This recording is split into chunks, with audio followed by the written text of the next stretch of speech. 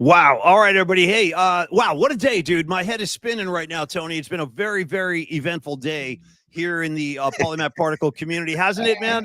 We're going to get into all of it. We're going to get Yes, into dude. every Yes. little nook and cranny of this bad boy tonight. But first off, let me just say, good evening, y'all. Welcome to another Polymath Particle Night Flight. So happy to be here. Shout out the great Led Zeppelin track, Night Flight. You can find that. Yeah, dig that one up on your Physical Graffiti album. Or Creative Tony tonight sent out a tweet promoting our show with the old USA Network Night Flight TV show. Dude, I used to watch that thing on weekends all the time, Tony, staying up late, hoping to catch a glimpse of maybe Nikki Sixx or Stephen Piercy in the latest Rat video on Night Flight. So before we get into the big announcements, we got a lot to talk about tonight. So glad you're all with us because tonight includes you guys in a big way. Stay tuned. I'm going to get into that in a second. Tony, but before we do, how are you doing, brother? How's Tony Ryan's head tonight? Dude, I'm damn good. And I spent most of the day in the city today, and I walked around Golden Gate Park, and I walked around Haight-Ashbury, and my car was getting serviced. And shout out Emerald Auto. Love Gary at Emerald Auto, great people.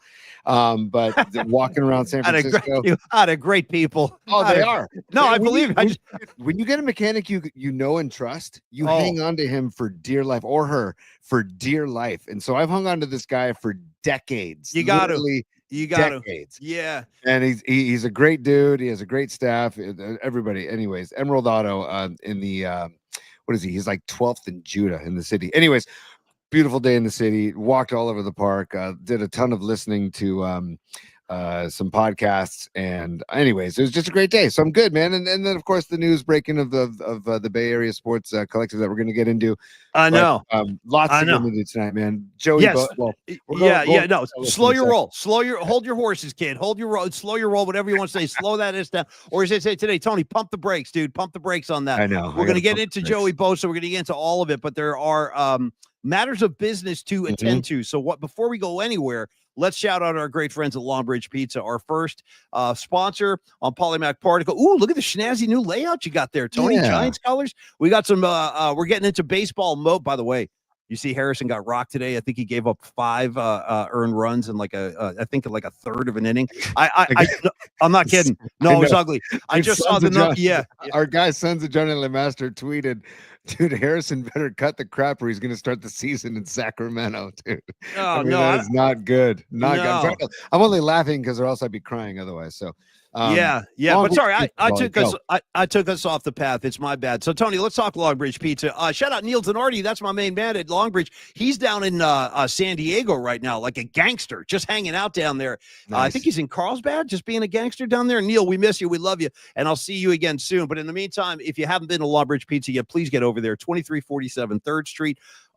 Listen, you guys know me with pizza, right? It's one of the things I'm passionate about. I'm passionate about baseball, football, basketball, music, hikes. I like long walks on the beach. I'm just kidding. But I'm very passionate about pizza, and I would never steer our friends in the audience to the wrong pizza place. This is the right one, you guys. Get over to Longbridge, or if you can't get over tonight, just check them out online, longbridgepizza.com. They do deliver, so you can place your order, sit on your A, and have them drive it right to your doorstep like a gentleman or gentlewoman, whatever the case might be. But again, the Nico pie, highly recommended, sausage and onion peppers.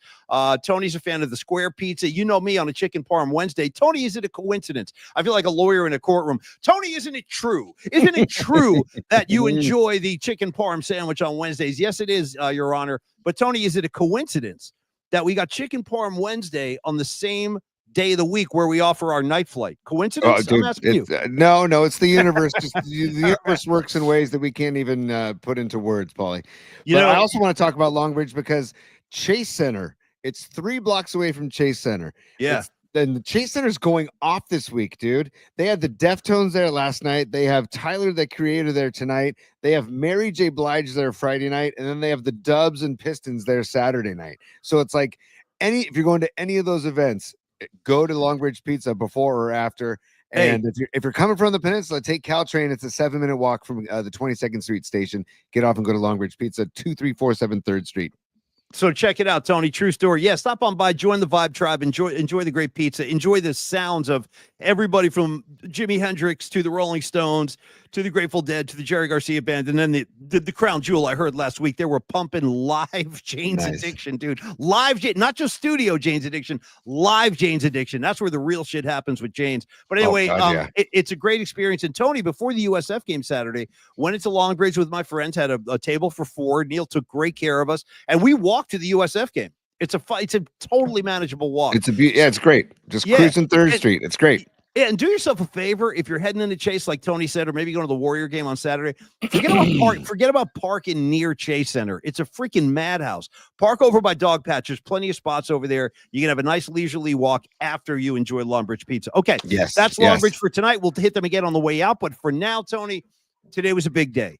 And we're going to talk about that a little bit. But actually, before I do that, I jumped the gun a little bit, Tony. I want to start including a new feature where we talk about the direction of the show at the beginning of the show. So I want to throw it to Creative Tony and say, Tony, for lack of a better term, what are we going to be talking tonight? Who are we going to be talking to tonight? If you will, Tony, what's tonight's set list? What's the set list? Set list says, news broke a little while ago about Joey Bosa getting released by the Chargers. We're going to talk about that. We want to talk about Steph Curry at MSG. I understand. Yeah. We got to talk about the Bosa brothers. Right.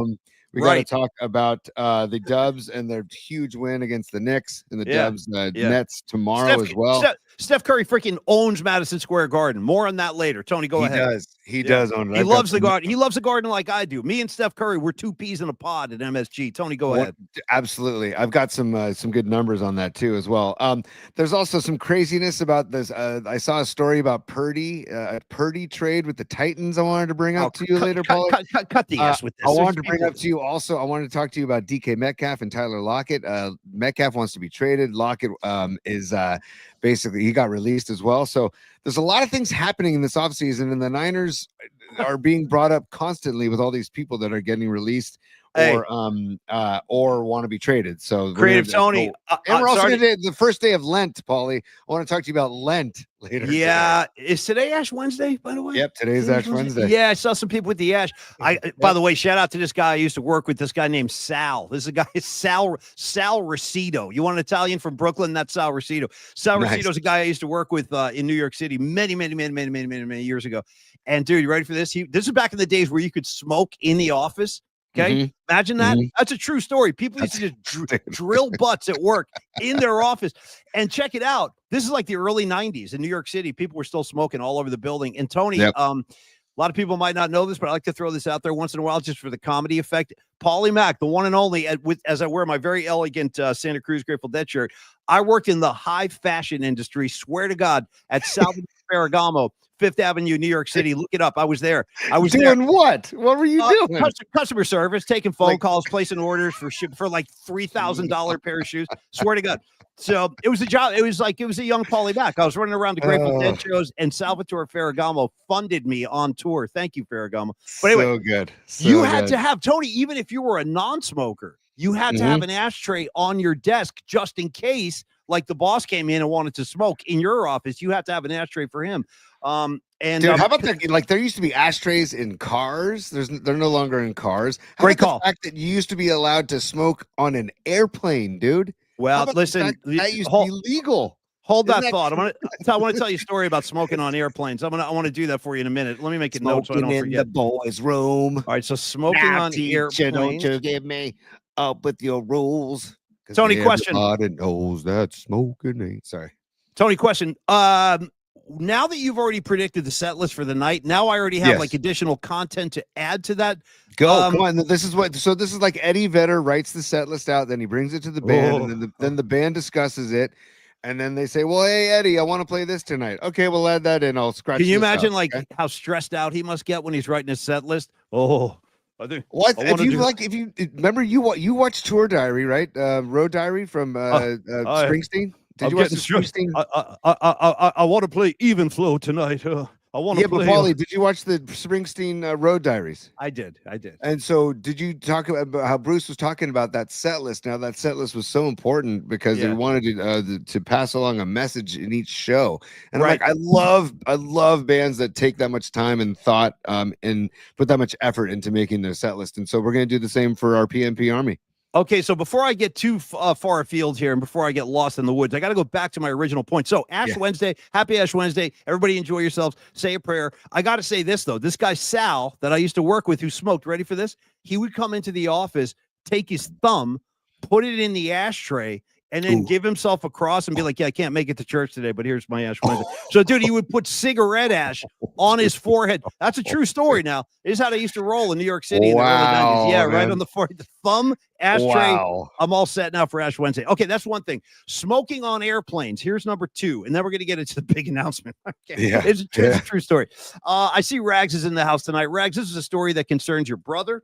And I'm going to get into it right now because this actually happened. Did I tell the story on the air once before? I don't want to repeat myself about the shoe and about the last row of the plane, smoking on the plane. Did I already tell this? I don't think so. Okay. All right. Okay. Well, then here it comes. So my friend Brian and I flew from New Jersey to San Francisco in 1989, August of 89. My mom was here, so I'm visiting my mom. And in the meantime, hey, what do you know? The Jerry Garcia band's playing at the Greek Theater. Let's get over there. So we go to the Greek. We see Jerry Garcia. We see Jimmy Cliff opening the show. It was incredible. And then we fly back to Jersey a couple days later. Ready for this, Tony? You mentioned smoking sections on airplanes, real thing. So in the back of the plane, it was usually like the back of the plane. It would be like the last 10 rows. They'd stick the smokers back there.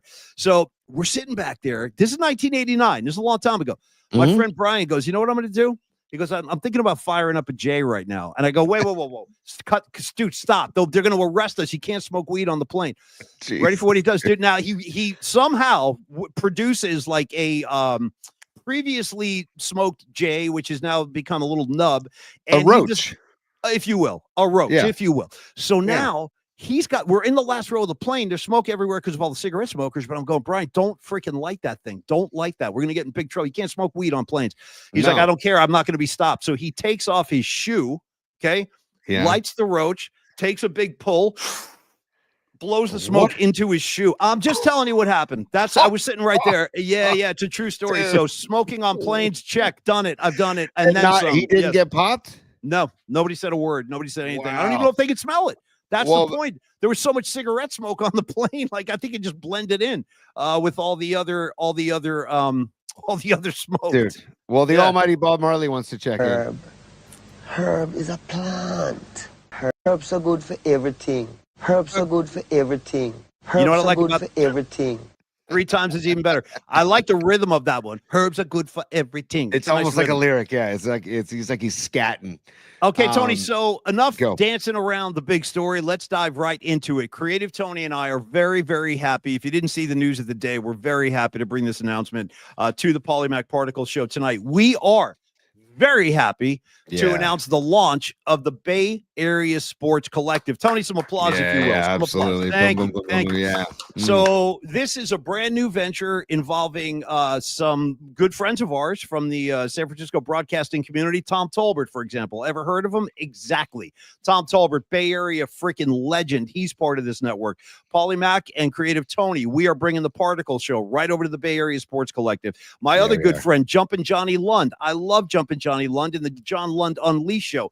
He's coming over as well. My boy Danny Ogden, he's going to be producing the Tom Tolbert show. He's coming on over as well. There could be more shows added down the road, but essentially all this means is we have a new home. You can still consume the show right here every freaking day. We love having you guys, but you can also go. Let me make sure I give these. I'm on my way. I just want to make sure I give the correct and proper address before I go there, Tony. Okay, web address. Okay, thank you, Tony. The Bay Area Sports Collective website, please do check it out. It's bayareasc.com. Check it out. All of our shows will be housed there along with Tom Tolbert and Johnny Lund. Or if you prefer it, like I said, you can consume them right here. But this is a great day for us. This is no question. Oh, and I should shout out, by the way, silly me, dude. I got to shout out Jeremiah Crow. He's one of our previous bosses at KMBR. He was our program director not that long ago. Yep. And after the pandemic hit, he made some lifestyle changes and he decided to move to Las Vegas. He now runs the Sirius satellite studio in Las Vegas in the Wynn Hotel. If you've ever been in the Wynn, You can It's see the killer. studio. Yeah, Yeah. it's Shaquille O'Neal uses it, Ice Cube, John Mayer. Dude, he had a picture. He sent me a picture the night of just standing there with Jerry Cantrell from Alice in Chains. He's like, "Yeah, Jerry was in the studio tonight." I'm like, "Dude, double guns, man." I said, "Tell him to come on Polymax Particles." He goes, "No, I'm not doing that." Also, tell him I love the song Frogs. I might be the Oh. biggest fan of that song, Frogs, on the face of the planet. And- I something about that track, it just Yeah. hypnotized me. Shout out Frogs. And Cantrell does not get enough love for his vocals in just the Alice in Chains catalog. He does not get enough love. Thanks to you, I'm pointing right at you, Tony, and my other friend Winks. You guys tag teamed me on this and made me see the light with Alice in Chains, and now I can't get enough. Now, like the more Alice in Chains, the better. So yeah, Cantrell, one of the most underrated guitar monsters on the planet, and Tony, a phenomenal singer. Totally, that's what I mean. Yeah. He sings, he harmonizes, and all this stuff. Anyway, so this is what's happening. And Jeremiah Crow, this was like his baby. This was his idea. He came to us and said, "Guys, here's what I'm thinking. I'm thinking about taking. We've got all this talent lying around. You guys are all scattered in different directions. Let's all get under one roof. Let's bring it all home." Shout out Bob Dylan, bringing it all back home, and that's what we've done. BayAreaSC.com. Again, the official title of the network is the Bay Area Sports Collective. It's fun to say. It's fun to live it. You could even do Holly, dare we bask in it? Okay, we do. Bask, I was thinking about. And by the way, Dan Ogden is checking in on the comment line, dude. He's right there. Bask. He says BASC with an exclamation point. Dan Ogden is is part of the Bay Area Sports Collective. We're so stoked to reconnect with him. Also, Paulie, on YouTube, if you just search at Bay Area Sports Collective, you will find all of our shows on there as well. So, excellent. At Polymax Particles on YouTube and at Bay Area Sports Collective on YouTube as well. So looking forward to yeah. I'm just saying I want people to just know that there's audio versions still on Spotify and on Apple Podcasts and iHeart if you just search Polymax Particles. Yeah. So there you go. Thank you, Tony. And also, all of you guys, all the viewers, all of the listeners, all the support we've had. I just want to thank you guys. Honestly, I just want to thank all of you for coming in every night, every day, being a part of this thing, because you guys are helping us build it from the ground up. Some of the comments are making me laugh. I'm not going to say that one on the air, Nick, but I like it.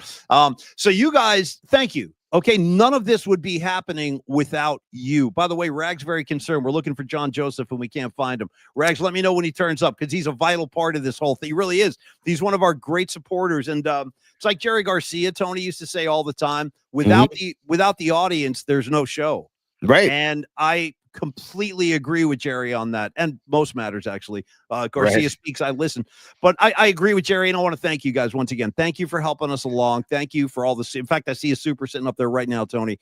Nice. If you want to bring it in, I can't see who it is. I only see the color at the very top. But man, it's Karen again. Karen, thank you. Man, Karen. Cool, Karen. Yeah.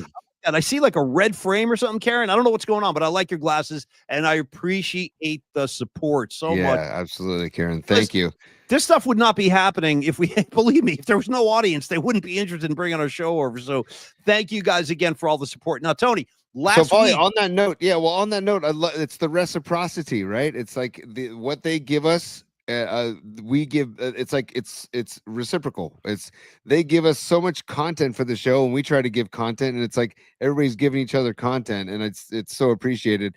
And also, I want to put DC up here for the extracurriculars. 420, the 420 contribution. Thank you, DC. Hey, listen, DC, without getting too into specifics on the air, I'll just put it to you like this, DC. If I see you, I can't wait to meet you, but if I see you on March 27th at Longbridge Pizza for opening day, the watch party we're going to have, I will bring along some of my hand-selected unmentionables and extracurriculars from my own private collection. Tony, you've seen my collection. I've got an extensive collection. Yeah. Thanks to BC, my main man, BC. He provides the bud, and I consume. So I will tell you this, DC, it's coming. It's coming. Extracurriculars. And thank you, brother, for the support. We really do appreciate that. So that's the big news. I'm just really proud to be working with Tom, working with John. These are two of the best broadcasters San Francisco has known. And the fact that they're on board really legitimizes the whole thing. And I'm just really happy and proud to be a part of it. Oh, dude, Tom's checking in. Thank you to all the viewers. Look at this. Tom's checking in. Thank you to all the viewers. We will bring the content. Keep watching and love all of you. Yeah, thank you, Tommy. Thanks, love Tom. It. Yeah, it's Sons of Johnny Lemaster was asking like exactly what is the Bay Area Sports Collective, and I want to just tell him that it's we're creating a hub for like your one place to go for all of it. And if you want to check out some of our show, and then literally when you're done with that, you can go right to Tolbert's show. And if you want to check out some of John Lund, it's all right there in one place. And then there's going to be collaborations down the road. And there's also talk of doing joint broadcasts and joint watch parties and just kind of doing things literally collectively. So that's kind of the gist of what we're doing out of the gates. And what we love is that, I mean, dude, it's just the beginning. And like it says in the press release today, there's a lot of talent out there that's no longer assigned to any radio station. And so we said, F it, we'll build our own. You know what I mean? Exactly. It's very DIY. That's why we called this a punk rock operation from day one. The whole punk rock DIY thing, that stands for do it yourself. And if nobody is going to come along and present you with the ideal situation, guess what? Create it yourself. And that's what we're doing here. And having Tom on board is amazing. And by the way, speaking of our colleagues that are good friends coming on board, Tony, is it possible or fair of me to say that I'm getting suspicious or concerned that Jumpin' Johnny Lund's ego must be inflating to epic proportion? And I'll explain. I'm kidding. I love John, but here's what's going on. We tried to get John on the show. Because we had Tom on last week, and we were happy to have Tom and promote his new launching his new show. And then I said, you know what, Tony, we got to get John Lund on, man. We got to get John Lund because we've had Kruger, we've had Damon Bruce, and John is now part of the network. And we figured it would be a great way to kind of talk about it and share the big night and everything. You know what he did? Just iced down Tony like a 6-pack in a cooler. Just dumped ice all over it. How many times did you reach out to Jumpin' Johnny? Maybe the word will get back to him now. If we no. So I got a phone call and then I called him and then I texted him and then he texted back. He did. Oh, my bad. I didn't know. Like an hour ago probably, and he said, "I'm so sorry for the late reply. It's been a hell of a day, it has been for you and I, Paulie." And I know. No, it was nuts today. Today was very busy. He said that he was going to the opening of his friend's restaurant, so he can't make it tonight. So, but by the way, I was only kidding. I was only kidding. Tomorrow. No, I know, but he's happy to do it tomorrow or Friday or next week. So we'll get Johnny on as soon. And by the way, like Tom Tolbert, John Lund is one of the greatest people I've ever met in this industry. And he's always been willing to help. He's always, had an ear when I needed it. And he's one of the greatest people that I've ever worked with in the industry. And I'm so stoked that he's a part of this. And because, the Papa and Lund did a good thing. And then it just didn't, they just pulled the rug out from under him. And so for no reason. No reason. Yeah. Well, let's break that show up. Yeah. We'll blow this one up next. We already got those guys. Let's get Lund. Yeah. And John's so talented, man. And you have to be talented to work with somebody like Greg Papa and know how to balance it. You know what I mean? And so John, I'm so stoked for him and check him out. He's on every morning at like right around 8 a.m. So check him out. And again, you can see this all at BayAreaSC.com or at Bay Area Sports Collective on YouTube. By the way, John Joseph has been revealed. He's in the house. Tony, I'm seeing other supers. I'm sorry. I know. I gotta get it. Yeah. But reel him in so we can give him some. Oh, Patty. Oh, thanks, Patty. I'm proud of you. Thank you, Patty. I'm telling you right now, without people like you, we wouldn't be doing this. We simply would not be here, and we wouldn't be joining the Bay Area Sports Collective. Patty, thank you, not only for tonight, but for all the years. Really, Patty's been like a gangster since day one. So thank you, Patty. Here they come. Here comes NorCal Refrigeration. He's got something. Oh, he's got Cantrell thoughts. Bring him up, Tony. I want to see his Jerry Cantrell. I will, and I want to thank Patty for starting the Blue Sky movement. Yes, Patty, we will do more on Blue Sky, just so you know. Thank you. Yeah. Dude. Yeah, what? Speaking of Blue Sky, for the first time ever, I can actually say the Polymac Particle Army. Yeah. We've gone global, kids. We've actually gone global now, and I'm really excited. So for the first time ever, Japan has checked in. Okay. Yep. Japan is in the house. Tony, do you have it in front of you? Because I can bring it up if you don't. I can read it to you. I don't have it in front of me to pull up on the screen, but I can read it to you, P. I sent it to Paulie last night. I was perusing Blue Sky, and I said, "Oh my God, Paulie, check this out. This guy is checking in from Japan, and he says, hey guys, let me find it, Paulie. Let me find it real quick. If you can't, let me find it. I gotta pull it up here. He's basically saying the PMP Army is alive and well in Japan. I got him. I got him right here. I got him. So shout out. This is his name. Shout out Doug Makawa Mallory. And here's his message. He says, shout out Japan. You guys should know the PMP army is in Japan. Hey, Doug, thank you, brother. Cheers, man. Go give the Budokan some love for me. Cheap Trick at Budokan, one of my favorite live albums. Everybody should have that one. Get it if you don't have it. So yeah, Japan's in the house, dude. Hey, Mark Graves, good to see you, brother. Welcome to the machine. Thank you. BASC. BASC. Yeah, nice. I'm doing like college chants. BASC. Nice. BASC. And Mark, thank you for the picture in the robe yesterday too, bud. That was fantastic. And thank you for your contribution right now for being a super $4. I love the $4.20 contributions. That's fantastic. I do too. Well, you guys know what we're going to use that for. When we see that dollar amount, that goes into a special fund. Okay. If you guys yeah. Tony, here we go. Keep NorCal Refrigeration. By the way, I want to call we call him NorCal Refrigeration and HVAC, but he's also like the leader of the Hans Lufa fan club, because he mentions Hans Lufa on the comment line, and Hans Lufa, if those we were first or second show. This is episode number 40, by the way. This is our 40th show, just so you know, Paulie. Shout out William Barnum Floyd, who wore number 40, and also shout out the great U2 track called 40, where they used to end all their shows with that song 40. They would walk off stage one at a time. Also cool about that track is the Edge and Adam Clayton would switch instruments on 40. The Edge plays bass and Larry Clayton takes guitar. That's back in the days when U2 was literally rocking stadiums, dude. They were a great live band back in the day. I need them to kind of find their way back to being like killer U2 again. Enough with an album about the street you grew up on. I don't need a whole album about Bono's street. Which you know what's funny? Yeah. I think earlier this week, I think it might have been Monday, it was like an anniversary of the album Pop being released in 97. Respect. Which is a very underrated U2 album, the album Pop. But also, we got to give love to number 40, Mad Bum. You know, just give me the damn ball. Give me the fucking ball. You know what? Mad Bum. What does he say? Madison, Mad Bum, whatever you want to call me. Just give me the breathing ball. So this is our 40th episode, but Hans Lufa, we talked about in our second episode, I think, where we talked about the creator of the loofah. Which we just made up, by the way. But NorCal Refrigeration and HVAC, thank you for the super, dude. And Jerry Cuchell has a new record out. Greater guest players on it. Ooh, dude, nice. I Want Blood album name. Okay. Hey, NorCal, I hadn't heard of it. I'll definitely get into that. I got Spotify. I'll dive right into that. Thank you. Cantrell rules. He's great.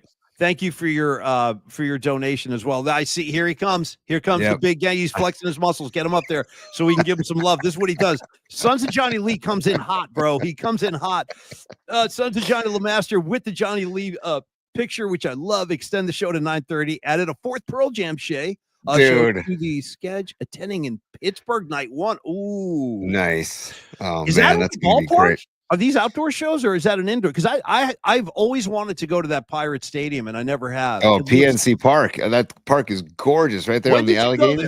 When did you go? I haven't been there. I'm saying I want to go there too. It just looks incredible on TV with right on the Allegheny. I think the people who designed AT&T or Oracle Park and Coors Field also designed PNC Park, I think. And it's because it's got a very similar feel, supposedly. I want to remind everyone, and thank you very much, Sons. I mean, dude, again, without you, no show. So thank you, Sons, very much. I hope to see you on March 27th. How did you feel about Harrison getting lit up today? Kind of distressing. I know he follows every move the Giants make. So he's probably not too psyched tonight. Tony. He says the Pittsburgh show is at PPG Arena. So is that where the Penguins play? It's got to be where the Penguins play. Yeah. See, that's what I want. I like arena shows. Give me a choice between an arena and a stadium. I'll take the arena every time. Just more intimate and damn, that's tempting. That's a tempting one. Tony, what are you doing on May 16th? You know what I mean? Well, the fact that I have not seen this new album played live or songs from this new album, Dark Matter, played live by Pearl Jam, really pisses me off. Same here. The album is so damn good. I would put it up there as some of their best work ever. And the fact that I haven't seen this tour yet really aggravates me. And I would love to get on the road and check them out. So nothing's set in stone here. So we might be able to get it. As far as I'm concerned, I'm going to lash out at you, Tony, and I'm going to blame you just for no reason. I'm just going to blame you for the same reason they blew up the Johnny Lunch show. Just going to blame you, no reason, but I'm going to blame you for not getting me to a Pearl Jam show on this tour. It's your fault. And I want to say this also. It's your fault that they didn't schedule a Bay Area show. You got to talk to your people, make some calls. Yeah. What was that about? They went up to Sacramento. but that was like a Tuesday night. I couldn't pull the trigger on that. It wasn't going to work for me. And they haven't played the Bay since the show that we saw a couple of years ago at Oakland, which was a great night, by the way. But go back to Seattle and do more home shows. I'll fly up to Seattle again and go up to Seattle because those shows that we saw up there at Safeco Field were incredible. Yeah, that was actually one of my very favorites, dude. Watching some of that stuff. They played Sonic Reducer, bro. Sonic Reducer, yeah, and no loser, dude. I was literally jumping up and down, pumping my fist. I haven't done that since I was like 17. But at that Pearl Jam show, I was literally pumping my fist, screaming Sonic Reducer. It was a lot of fun. All right, Tony. Dude, how about this? Andrew from Longbridge Pizza check. Andrew's checking in from Tahoe. Hey, what's up, Andrew? He was at that Oakland show. That's great, man. That Oakland show was fantastic too. So I mean, Pearl Jam just doesn't do. They're good. They're like Springsteen. They're gonna give you all they got every single night. Every time they take the stage, they're gonna give you all they got. Vetter's gonna give you all he's got. That's why they're so damn good live, man. That's why guys like Sons of Johnny Lee are traveling across the country or across the globe to see them. So, hey, Sons of Johnny Lee is globetrotting around the world to see Pearl Jam gigs when he's not watching Polymac Particles because we love having him every night. I really do. Thanks again, Sons. That's awesome. Hey, Tony, can we do I know it's a night flight, and we had a toast a couple of weeks ago. I thought tonight it would be appropriate to bring an adult beverage to the air, and I'll tell you why. With such a big day for us and the announcement of the Bay Area Sports Collective, I decided beer ain't going to cut it tonight. Wine ain't going to cut it tonight. Hell, even Ace Frehley's favorite drink, cold gin, that ain't going to cut it tonight. So you know what I did, Tony? I went into the unmentionable region of my house. I opened the door and I pulled out a bottle of bubbles. Okay, got the bubbles. So here we go. The champagne has been. Well, hold on. Okay, if you're gonna do this, all right, we have to. And then, by the way, we got to get back to the set list too, Paulie, because we're. I know it's my fault. No, I hijacked the show, dude. I'm a mess. And I want to get the set list. I'm taking the top off this, and this is there's where is it? Russian River right there. Whenever you're so ready. I'm giving you my favorite beer. I see. Which is, it's Pliny the Elder. Look at this. Okay. Right? It's just a great beverage. I'm gonna pour some into my. Ooh, go ahead, pour that. Lift it up so I can see that. Yeah, that looks nice. Yeah. Ooh, look at this. By the way, I read an article that says you're supposed to pour foam because you want the foam to pop in your glass instead of going into your belly and expanding your belly. I would defer to somebody like Tom Tolbert on that. He's like a black belt in all things beer. So if Tolbert says pour the foam, I'll pour the foam. I don't know about that, but I believe you guys. You guys are way more into the beer community than I am. But Tony, if you have too many bubbles, then you feel bloated, right? Well, speaking of bubbles, I'm about to down some bubbles right now. Let's get into it. Cheers, Tony. I love you, and I love all of you on the comments line, guys. For real, thank you. Cheers to you, and all of you not on the comments line that are viewing at home or I don't know, wherever you're watching or listening. Thank you so very much. It's like Paul said earlier, we can't do this without you. So it's a freaking blast. And that's what somebody said. Oh wait, Tom's checking in. He says that's not beer. That's he's talking about your champagne. He's talking about your champagne then. No, this is definitely not beer. No. This is I'm doing some special occasion and calls for some bubbles. I got the bubbles going tonight. Nice. Cheers, y'all. And by the way, somebody goes, is that pink champagne? It's not pink. It's just Domaine Serene. This is what we have in the house. I'm all about it. And let me take another sip. It's really good. Hold on. That's nice. Damn, that's good stuff right there. Okay, Tony. Yeah. We've been dancing around all night long. And Sons, I'll take it as close to 9:30 as I can. Oh, we're going to 9:30. We'll make it. Quick announcement before we proceed, and that is I'm so happy to announce my very good friend and colleague and just somebody I love and respect and admire. The great Kate Scott joins us tomorrow, Tony, at 11 a.m. She is the voice of the Philadelphia 76ers. You remember her on the Murph and Mac show. I knew it, man. I knew she was going to go on to great things, and she has. So we'll catch up with Kate tomorrow. And Tony, it's going to be fun because I think she is going to join us at the stroke of 11 a.m. So when we launch the show, bam, we're going to have Kate Scott with us. I'm really looking forward to that. Dom Peralta, get him up here. He's one of this guy. I can't even tell the audience how much Dom has done for us already behind the scenes. And and Dom, thank you for for being a super. Thank you very much. And congrats to the PMP Army. That's all of you guys. Thank you. And I want to say Dom is working literally on behalf of our show. In that he's working on a variety of designs that we are trying to get on shirts and on hats and on sweatshirts, and we're going to do everything we can to have these ready to go on opening day. So we'll bring some in. You guys can check them out. Maybe buy a couple if you want to rep the show or rep the BASC. We'll have a variety of stuff. But anyway, Dom, thank you so much, dude, not only for this, but everything you've been doing for the show. And we'll talk. Dom, we're going to be talking to you tomorrow. So thanks a lot, brother. Okay. The logo is killer too, by the way. The logo is a nice B with the S and the C inside the B. It's a killer logo. So when you search Bay Area Sports Collective, you will see I can totally see that logo on a baseball lid. So I could totally see the logo on the banner of our show right now, Tony. Any chance you throw it up in the top? We got plenty of space. I will. But yeah. I will. Well, it's a good call. I put it up on the show header tonight. But I did not hear. Let me see if I can pull that up, Paulie. Okay, we'll do it let's see if you can do it now. Yeah. Here, stand by. All right. Stand by. Here we go. Come on. Come on, touch me, babe. All right, put that up there, Tony, if you can. There it is. Ooh. Well, okay, yeah, down there. Yeah, I got you. Okay, I got confused.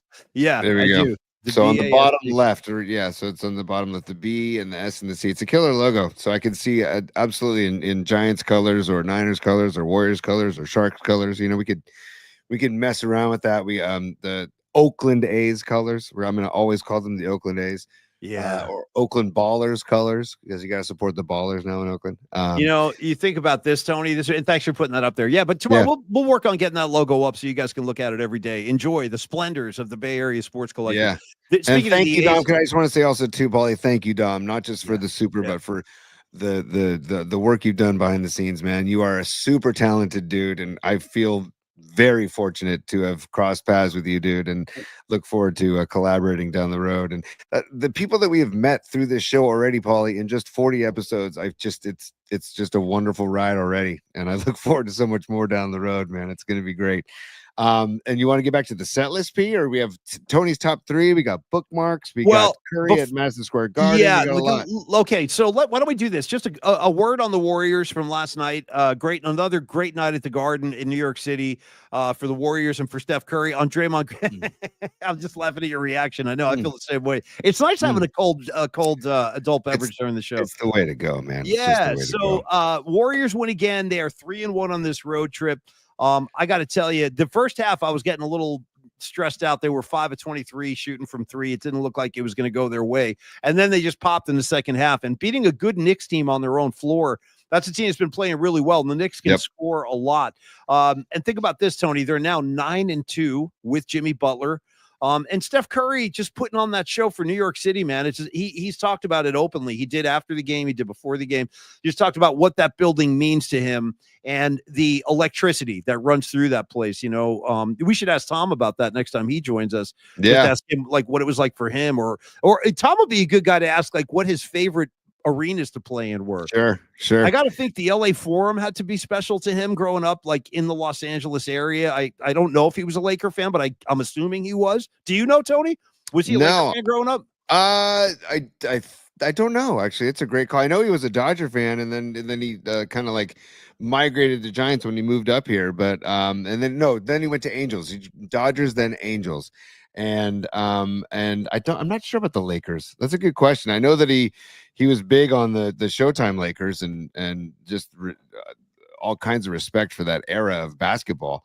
But that's a good question because I mean, that was, God, dude, just going back and thinking about Magic against Bird. That's why go watch Winning Time. If you haven't seen the show Winning Time, go watch it, man. I enjoyed Winning Time a lot. Yeah. I really did. I love the kid who played Kareem. I love the kid who played Magic. And John C. Reilly is Dr. Jerry Buss, man. Don't sleep on Jay. He was great. Incredible. He was great in that show. And Adrian Brody, the guy who just won the Best Actor award at the Academy Awards, he played Pat Riley. And I thought he did a great job portraying Pat Riley. He was very convincing. Yeah. No question. And by the way, I got to put this up here. Dub City. What's up, Dub City? PMP, BASC, face tat. Yes or yes. That's incredible. Oh, man. Well, unlike Creative Tony, I happen to be I'm a virgin when it comes to ink. I have no ink on my body. That surprises me, dude. That really surprises me, man. Because how come? Just because I feel like, I don't know, that you're a passionate person, and I feel like people that really believe in something strongly, they have no problem putting it the ink to skin and that's so I have Lake Tahoe on my left shoulder, and that's my only tattoo. It's a good like one, bird's though. eye view. Yeah, It's a yeah. good tattoo, and I got to say, the way you did it, I like that because it's not for the world to see, but if you happen to Right. get close enough, if you're lucky enough, I should say, to get close to Creative Tony and see him with his shirt off, if you're lucky enough, you might see that Lake Tahoe tattoo. And I like it. No, you got a cool one. And I always thought if I did get something, I would do it like same kind of place, like on the back of my neck or something like that. Well, the where cool it's- thing too is you forget it's there, like because you never see it. I never see it, so you just forget it's there, and it's on my left shoulder because I'm left-handed, and I just never see it. And people remind me of it. I'm like, oh yeah, I forget about that thing. And for a while, it might have been covered with little patches of back hair, which is a pretty cool look. Also, I'm having a tattoo covered in back hair. That's yeah, cool. that is very sexy. It's very. I think women find that extremely attractive. Hairy backs with tattoos. I got to say, Tony, I really did. I used to talk to Murph about this on the show about 10 years ago. Murph and Mac. I was like, dude, I was considering getting a. I don't know if you remember this, Tony. I gave serious thought to getting a Bruce Bochy tattoo. Just Yes, a picture of Bochy's yes. face, Yeah, just his face, yeah. and put that like on the back of my shoulder or something like that. But I backed off, and I'm kind of glad. I'm kind of glad I did. I'll be walking around with Boch for the rest of my life, who I do love, but I'm not Dude. sure I want to ink him on my body. Go ahead, Tony. And by the way, just because I have this ready, If you need a beer, grab a beer. That's there my it is. guy. One more time. One more time. If you need a beer, grab a beer. You're damn right. You're damn right. Come By the on. way, Naomi checking in, one of our great listeners and supporters. Thank you, Naomi, for everything. She says, I have a lot of tattoos, Tony. I think 27. I've lost count. Ooh. Or, excuse me, 26. Wow. It's a lot of tats. 26. Okay, Naomi, paulyspod@gmail.com. If any of them are presentable, send us a picture. Show I'd us your love to show it tats. on the show. Yeah, come on, show your us. tats. Show us your ink. I'd love to see it. Seriously, I'll take a It- picture of the one on my back. I'll if there's any hair covering my Lake Tahoe, I'll get rid of it and I'll take a picture of it and put it on the show. Here's a great grooming question for Creative Tony. In order to keep your attractive presentation to the world at large, do you have to shave your own back, or do you bring in someone to shave it for you? Go ahead. This is. I mean, we're going Legitimate way question. into It's a legitimate question. So I don't really have. It's like in patches, right? It's not like just a coat. It's not like I gotta tell you right sweater. now, dude, that is hot. That's very sexy. Patches. It's not a sweater like my uncle Mike. He has like a good set of hair on his front and back, and we just say, "Hey, Mike, you get your sweater on."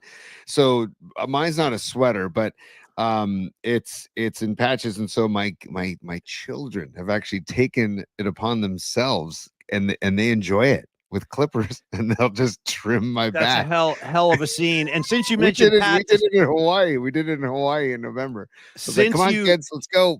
Yeah. Oh God. Why put your kid through that kind of torment? Why damage them for life, Tony? You got to back off. Don't let them see that. That's why I'm glad I never played basketball, because I would never be able to wear a tank top. I'd have to wear like sleeves underneath my jersey. Or so. just go out there like Teen Wolf and get it over with. You know what I mean? Well, and by the way, Wolf Teen Wolf had some game, dude. He had some game. He was dunking. He was behind the back passing. You mentioned having patches. And when you said patches, a little thing went off in my head. I want to shout out one of my favorite Bon Scott lyrics of all time.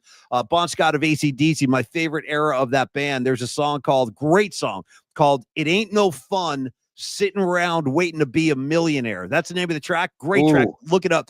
And in the song, he goes, I got patches on my old blue jeans. They used to be blue when they used to be new, when they used to be clean. Shout out Bon Scott. Nice. Bon Scott for life, dude. Bon Scott for life. Bon Scott for life. Yeah. Sorry, Paul. Shout out our commenters, dude. We have Monica. What's up, Monica? I shear my fiancés like a sheep, is what she says. God damn, really? That's harsh. You must be a very loving woman. And then NorCal Refrigeration and HVAC ball shaver sponsor inbound. Hey, I used to do voiceover work for Manscaped. That's what NorCal Refrigeration and HVAC said. He said ball shaver sponsor. Ball shaver. I've never heard those two words together. That's funny. Ball shaver. But there is Manscaped. Manscaped is a company. I think they're out of Vegas. But anyway, I did voiceover work for them, and they used to send me products, and I definitely used it. It definitely helped out. And Rags is recalling my Nair story that I told earlier about the one time. Good call, Rags. That's a good call. But hey, Paulie, back to Dubs at the Garden, right? Yeah. And by the way, you said Dubs are 9-2, but I want to say also the Dubs are 9-1 with Butler because that was my bad. Yeah, he my sat bad. out for the loss, right? Forgot. So, You're right. Yes. How about that? 9-1 with Butler in the lineup, dude. Curry 12-1 at MSG, dude, and he is riding 10 straight wins at MSG since February 28th, 2014. He hasn't lost in MSG since 2014, dude. That's insane. It's a special place for him. It's a special. I think it's a special Right. place for a lot of people, athletes, musicians, anybody who gets to be the center. The star attraction at Madison Square Garden. That's a big deal. I mean, it's just this. It was immortalized in Led Zeppelin. The song remains the same, like the live concert movie Zeppelin made. That whole thing is shot at MSG. Yep. There's so much history there over the years, and I got to tell you, last year I went back to Madison Square Garden. Thank you, Raymond Ritter. To catch a Warrior game with my son James at the Garden. And you know what jumped out at me? What? The amount of Steph Curry jerseys in the crowd and the amount of Warrior fans in the crowd in New York City. And that's why I started comparing like the Steph Curry phenomenon to the Michael Jordan phenomenon, because Jordan did the same thing. Jordan would take a lap around all the cities in the NBA. And, with New York, you only get there once. If you're a Knicks fan, you only have one opportunity to see Steph. So it's a big deal. And they packed the place. You heard the love he was getting last night when he hit that final three to ice the game. Dude, the Garden went crazy. They love him there. And it was just like Michael Jordan. Jordan used to take a knife and put it right in the back of the Knicks. He did it every year in the playoffs in the 90s. But the New York crowd loved him. They did. They appreciate greatness. And I feel like Steph Curry is enjoying that kind of respect and that kind of love affair. Not only in New York City, it's going on all around the NBA, and it's deserved. He is the best shooter we've ever seen. He's probably the best shooter we'll ever see. And it brings me to something I heard Shaquille O'Neal saying after the game last night, which I was really psyched about. Shaquille O'Neal, after the game on TNT, he started talking about Steph, and he started kind of pushing back on people. So go ahead, Tony. I see you got something. What do you got? Well, no, I was gonna say I feel like we should dive into because this is bookmarks. There's bookmarks involving just this. And by the way, also Knicks at Lakers tomorrow night. I know the Warriors are at Brooklyn tomorrow. Let's go Knicks. Let's go Knicks. Lakers tomorrow. Come on, night. Brunson. So all of a sudden, come on, Brunson. Yeah, exactly. Now let's go Knicks. But I feel like let's go into bookmarks because there's some gold in the bookmarks that you and I have put in there. So if you stand by real quick. It's time. Sure, go ahead, laugh if you want to. For bookmarks. Maybe that's how you get your kicks. You and your good time buddies. PMP style. I got a flash for you, Joy Boy. Party time is over. And by the way, Tony, as we get into your bookmarks, thank you for the open. Great job on that. And I love the picture of Bookman just pointing. I want to remind everybody, that dude right there, forgive me, I don't know the actor's name, but he's great. He had a good role in Boogie Nights. He was one of those guys with the Colonel, bro, doing unmentionable stuff. This is the music bed we chose for bookmarks. We haven't played in a long time. It doesn't sound as cool tonight as it did the first time. We picked this. Ooh, I gotta go thumbs down. I'm not feeling this. Then hold on. Yeah. Let's try something else. Try something else. Something a little groovier. Yeah. This is called Night Driving. This next one's called Night Driving. That last one was called Into Space. Oh, that's right. We did pick that. Yeah. This is called Night. There's only a few options, man. Maybe I could dive into another library that's not licensed or not copyright. But this is me being a pain in the ass, and I'm being a diva. Screw me, okay? Screw me.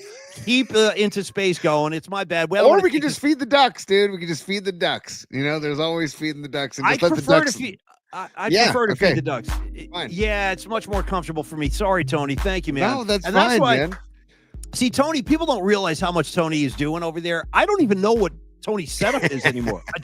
I don't know what he has in front of him. It's very mysterious. I got to get down and look at your studio. But anyway, Tony, thanks for that producing. Feeding the ducks is great. And bring me your bookmarks for this Wednesday night. Well, and then a lot of that's going to change, P, when we get our soundboards that we're working on getting. Yes, we are. Yes, we are. So here. We're going to start. You were talking about Shaq, right? And you were talking about what he was talking about in regards to Steph Curry. Yeah. He said some really complimentary things about Steph Curry. If you didn't see this, let me pull this up here, and I'm going to start it over because I really want to make sure that everybody can hear this and listen to what Shaq is saying because you might have to mute the ducks on that one. I love Shaq. I'll lower the ducks. Thank you. I love Shaq not just for this, but Shaq doesn't care what you think about him. That's what I love about Shaq. He's going to say what he wants to say, and he doesn't care if you agree with him or not. Do you care what people think of you, Tony? At times, I'll be honest. At Good times, answer. That's a good answer. I kind of agree. There are some people I do care. I want them to like me. Others I don't care. Yeah. Yes. Oh, there's a lot of people I could care less. But like, yeah, me too. I got a long list. Yeah. Right. We'll trade lists sometime. Yeah. Fair question, though. It is. It's a fair question. Here's Shaq. Check it out. Here we go. As the supreme leader of the Big Man Alliance, I demand you fans to start putting Steph Curry in that greatest of all time conversation. Just start putting them in the conversation. So the conversation of Jordan, Mike, LeBron, Kobe, LeBron, start putting Steph in that conversation. Isn't that amazing? I'm so happy to hear this, man. Yes. I'm so happy that, and I'm really glad it's Shaquille O'Neal. By the way, look at the face you froze Shaq on. Look at that look on his face all day. The fact that it's coming from Shaquille O'Neal, I feel like carries some extra weight. No pun intended. I feel like it just means more, and also it's a nice change of direction from having hearing somebody like Charles Barkley just kind of beat up on the Warriors all these years. Whether or not it's tongue in cheek, it gets a little old. Like a jump shooting team will never win a title. Well, guess what? They have 4 titles. So the fact that you have Shaquille O'Neal kind of not that Steph needs validation, but I really enjoyed this. It's so good to hear that kind of talk coming from Shaq. Is there more, or is that all we're getting? No, that's it. That's it. He basically was just saying he needs to be part of the GOAT conversation, and I couldn't agree more. And I love that somebody of his stature is saying that, because it will resonate with people. I feel like if somebody else were to say it, that's of a lesser. I don't know if it's like I don't know if Nick Wright was a basketball was talking hoops and he was said this about Curry, it wouldn't resonate with people. But the fact that Shaq is saying it really resonates, and that's what I love about it, dude. So What do you think about the actual content, like the actual statement itself? Do you agree with that? Like that Steph is in that conversation for greatest basketball player of all time? Yeah, he changed the game. I mean, he single-handedly changed the game. Yeah. And everybody followed suit. Everybody wanted to be, if they said be like Mike, there should be a new be like Steph or Steph gonna Steph. That whole, it's the same as be like Mike. It's everybody wants to be the same. It's just everybody wants to be Steph, and I love it. And on that note, Paulie, speaking of bookmarks, look at this reception that Steph gets. Here, I'm gonna pause this too. Yeah, this is Steph coming out of the hotel, I think, on the way to the Garden. Okay? Before you play this, Tony, because I actually saw this clip, I want everybody to take note if you haven't seen this. Like Tony said, Steph leaving his hotel to go to the Garden yesterday to play the Knicks. They have barricades set up, dude. Like it's like the Beatles or like Duran Duran in the 80s. It's like there are barricades set up to keep the fans away. That is crazy. I don't know how many teams require barricades to keep the crowds away. And it's 3,000 miles away from home. That's New York City. That's crazy. So keep an eye on that as you see Steph come out. Go ahead, T. Yeah, here we go. Yeah. Dude, look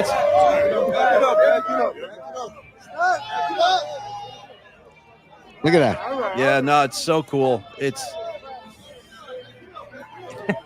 Curry, man. One more time. Yeah. One more time. Yeah. And this is not a home game. No. Oh man, I'm already going into like an anticipatory depression thinking about when he retires someday because it'll never be this much fun again. Like basketball is great and the NBA is going to be great. There'll be new stars. They're all coming up now. But there'll never be anything like this craze with Steph Curry. And Tony, let's be real about this. It's not just what he does on the floor every single night. It's the fact that he is one of the highest quality caliber human beings you will ever meet. And I'm not embellishing anything. Like if anything, I'm underselling it. Raymond Ritter told me multiple times, he would say stuff like, you guys have no idea how many charitable things Steph Curry does just under the radar. Right. And he said, he goes, Paulie, I'm talking about every day. He does like generous things for people that none of us ever see. And my interactions with Steph are not many. There's a few times I got to meet him and shake his hand and stuff. Incredibly cool guy. I can't stress that enough. What you see on TV is very accurate. That's who he is. Hey, two things, Paulie, is that one thing I always tell my kids, you know what, that if you're gonna have an athletic role model, Steph Curry is your athletic role model, is who I recommend. It's kind of how I felt Why about you don't Buster. want your kids to have like an Uzi in the car, like John Morant, and say like, yeah, I want you to follow John Morant. That's a good role model. Yeah. Yeah, I mean, and it's kind of like when I was a kid, and Kevin McHale. I remember my dad being like, "Yeah, no, we're not going to behave like Kevin McHale, Tony." And I was like, "Okay, I got it." Or Bill Laimbeer, right? You're not just going to be a brawler type. But Steph just plays with such class, and it's how I felt about Buster Posey as a Giant as well. It's just they play the game with such class, and they don't do a lot of talking. That's why I mean, the night is funny and stuff, but I was still surprised that Steph did that, because it's very. It's not showboaty, but it's kind of him stepping out of the non-trash talker, and he's just doing a little bit. He's not. If I may, I'm glad you brought this up. You know what I think that was, Tony? I think that the whole night thing really, as far as I recall, you guys can help me on the comments line, or Tony, you correct me if I'm wrong, but yeah. As far as I recall, the night like gesture was born in the 2022 postseason, and I think that was his way of flipping off the fans in Boston, because those fans are they're tough. I mean, it's not, you can't even imagine, honestly. I mean, I don't know how to say it. It's like, it's so different from the Bay Area crowd. The insults, they're talking about your mom, they're talking about your parents, they're talking about your wife, and they have information. They'll be like, "Hey, Steph, what's going on with blah blah blah?" You know what I mean? They have like, and it's brutal, dude. The fans are brutal back there. They take pride in that. They take pride in being obnoxious. And same thing in Philly. The Philly fans are they're animals sometimes. So I think the night thing was born out. And then Steph, I'll never forget this image. This is one of my favorite things Steph ever did. After having to listen to that Boston crowd ride him, when he put those bastards to sleep in game 6, and then he not only was he doing night, Tony, do you remember at the end of the game, he was running down the court going like this? He was pointing. He was going, "I got a ring coming in about 5 minutes." I'm like, "Yeah, Steph, show him, man, show him." I was going crazy in my house because I know those Boston crowds. I know what he was dealing with, and I was glad when he was doing this. I'm like, "Yeah, Steph, yeah, man." Couldn't have been happier for Steph, and I thank you, DC, for another 420 super. I love it. Thanks for the contribution. And he says, "I love Steph in the faux fur jacket." Steph's styling too. That's another thing too, is he's a styling dude as well. And I want to mention too, Paulie, the video I saw that just cemented Steph in my mind, and I showed my kids and I showed other kids, is that it was a USA Olympic team basketball practice. And after the practice, there was a group of people outside the practice waiting behind a barricade to have these freaking all-stars. Oh, I saw this clip. I saw this. Every single player on the team walked right past them onto the bus, except for Steph. That's what I'm saying. Steph I know. was the I know. only one who stopped Yeah. and signed all of it. That's just in a nutshell right there is what Steph is all about. He's like, you know what? Everybody else is going to walk by this dude. No, I'm not. I'm going to. And you know, he gives. Hey, Leah just stopped me in my tracks. I got 5 on it. Leah, you rock. By the way, Leah sent today, she emailed some great Roby Tuesday photos that we're going to bust out next Tuesday. She gave 3 options, Paulie, that I'll show you. They're fantastic. You know, Leah, I would categorize, if you don't mind, of course, I don't want to make any assumptions, but I would like to categorize you or put you in the group with because I think Naomi is the founding member of this group, the ladies of the Polymac Particle Army. The ladies of the Polymac Particle Army. So, Leah, I'd like to fit you for your own Ladies of Polymac Particle Army shirt as soon as we get those, and we're working on those now. Thank you very much, Leah, and I can't wait to see the bathrobe. She mentioned tonight that she said she was wearing a 49er robe. The three robe. This is just a little foreshadowing. One of his is her gamer robe. That's a Niner robe. Another one, and then the other 2 are monogrammed robes that I think that she got when she was a bridesmaid. And one of them has tassels. That's all I'm going to say. So, and I was like, I want a robe with tassels. So I'm gonna talk to Leah. And just for those who don't know, those who are watching the show, Leah Phillips, who is on the comment line, we used to work with Leah, and she is one of the greatest. And it's so great that we've reconnected with Leah through the PMP Army. And Leah, we love you, and thanks for all the support. Paulie, I wanted to show another bookmark if you don't mind. Because if I mind, I demand it. Keep them coming. You're doing great. I love the bookmarks. I do. This is another just dynamite. Let me set it up here real quick because Okay. it was Draymond's birthday, right? It was Draymond turned 35. Was that yesterday? Yeah, it was yesterday. Yes, it was. Yeah, Yeah, it was he had his yesterday. birthday party in New York. Yeah. Exactly. So I'm going to show you this, and again, we're gonna have to slow everything down. And our buddy Cyrus is the one who posted this. Cyrus said, with his teammates and very close friends, Steph Curry recorded the video.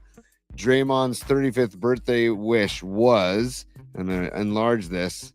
Let me lower the ducks too, just so go ahead. everybody Cool the ducks out. Yeah, just so everybody can get a taste of this, because this is really freaking cool. And this is again why we love Draymond. Here we go. This is his birthday celebration. Okay. I know what my wish is. Number five. Number five. 5 candles.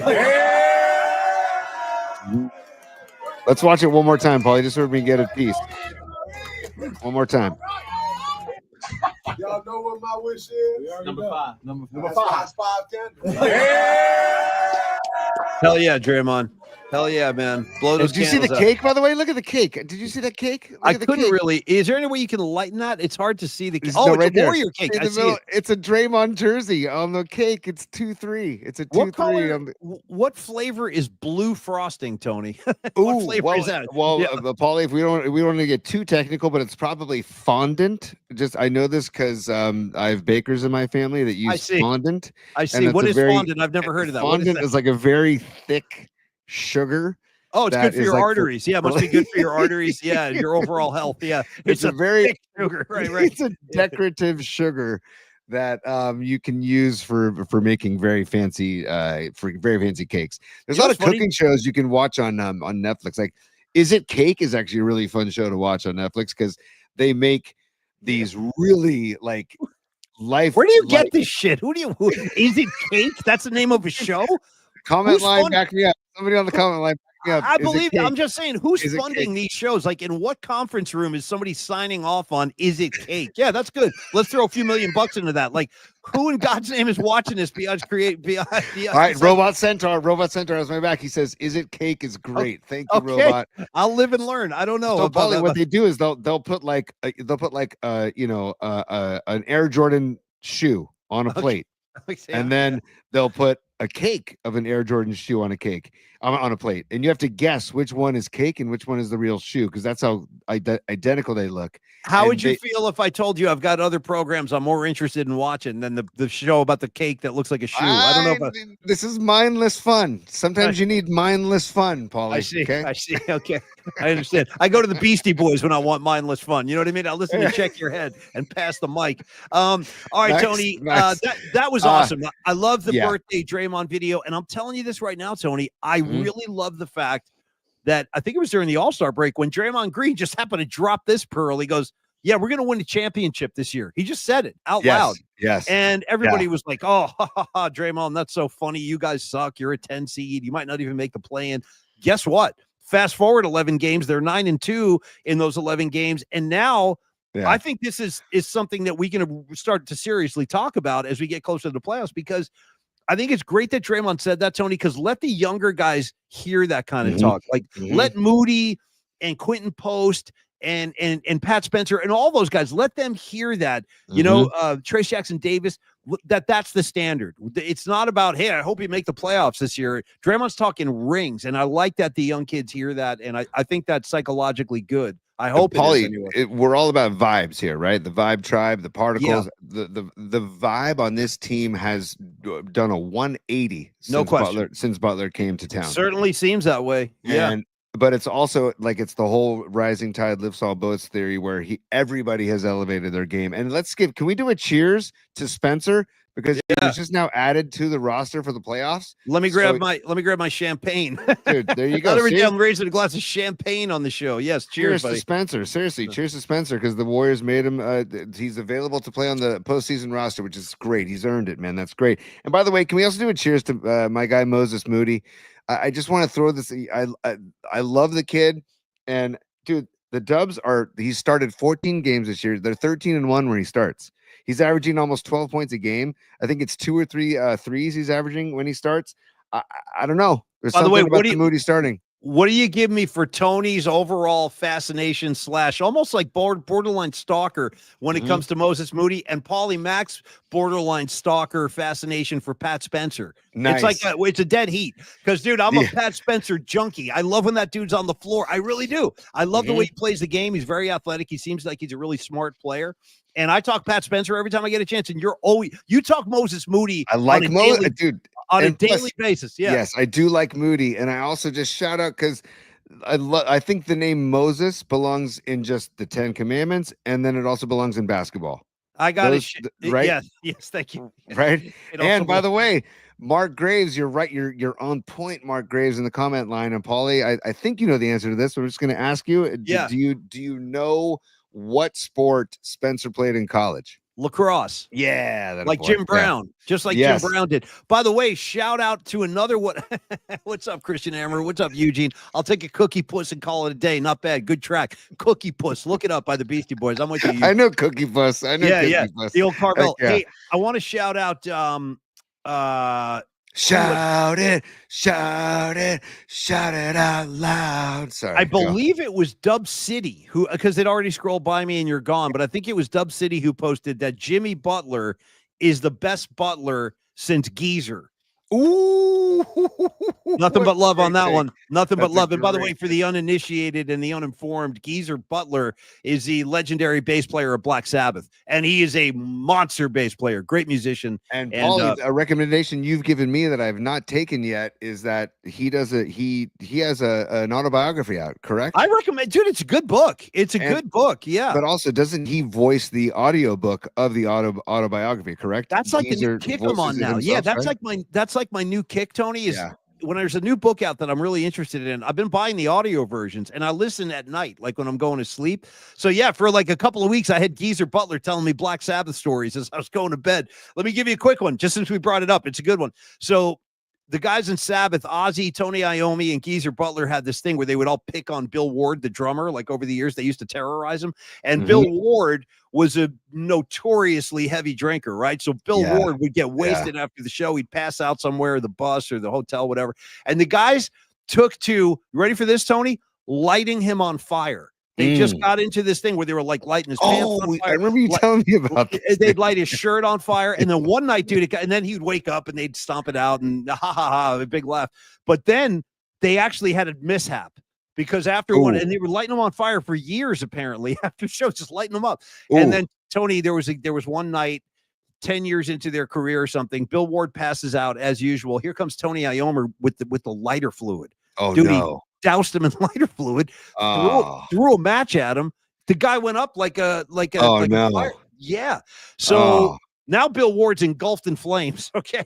And they had to like roll him around and stomp him out. And then they actually had to take him to the hospital because he had he had like second-degree burns. And then Bill Ward's mom came to the band practice and yelled at the band. Bill Ward's mom was like yelling at Sabbath because they lit her kid on fire. If that's a teaser for the book, I hope it encourages you to read it. That reminds me of two things. That reminds me of Revenge of the Nerds when they're doing they're at the frat party and they're like fireball, fireball, fireball. Yeah, in the hushed tones, fireball. Yeah, and he has the bottle of Fireball. And he swigs it, and then he puts the lighter next to his mouth, and he blows out the fireball, and it's a big flame out of his mouth. Shout out Ogre, you know what I mean? Shout out Ogre in Nerds. Man. Can you imagine if they tried to release that film today? The protest it wouldn't make it. It wouldn't make it. Never. They'd never allow it. They wouldn't allow it. Especially Takashi, you know what I mean? Well, and Takashi Toshiro on the little tricycle. Dude, and the music they're playing, drinking beer. Yeah. Actually, can you do me a favor? Here, we're going to create live on the air right now. Just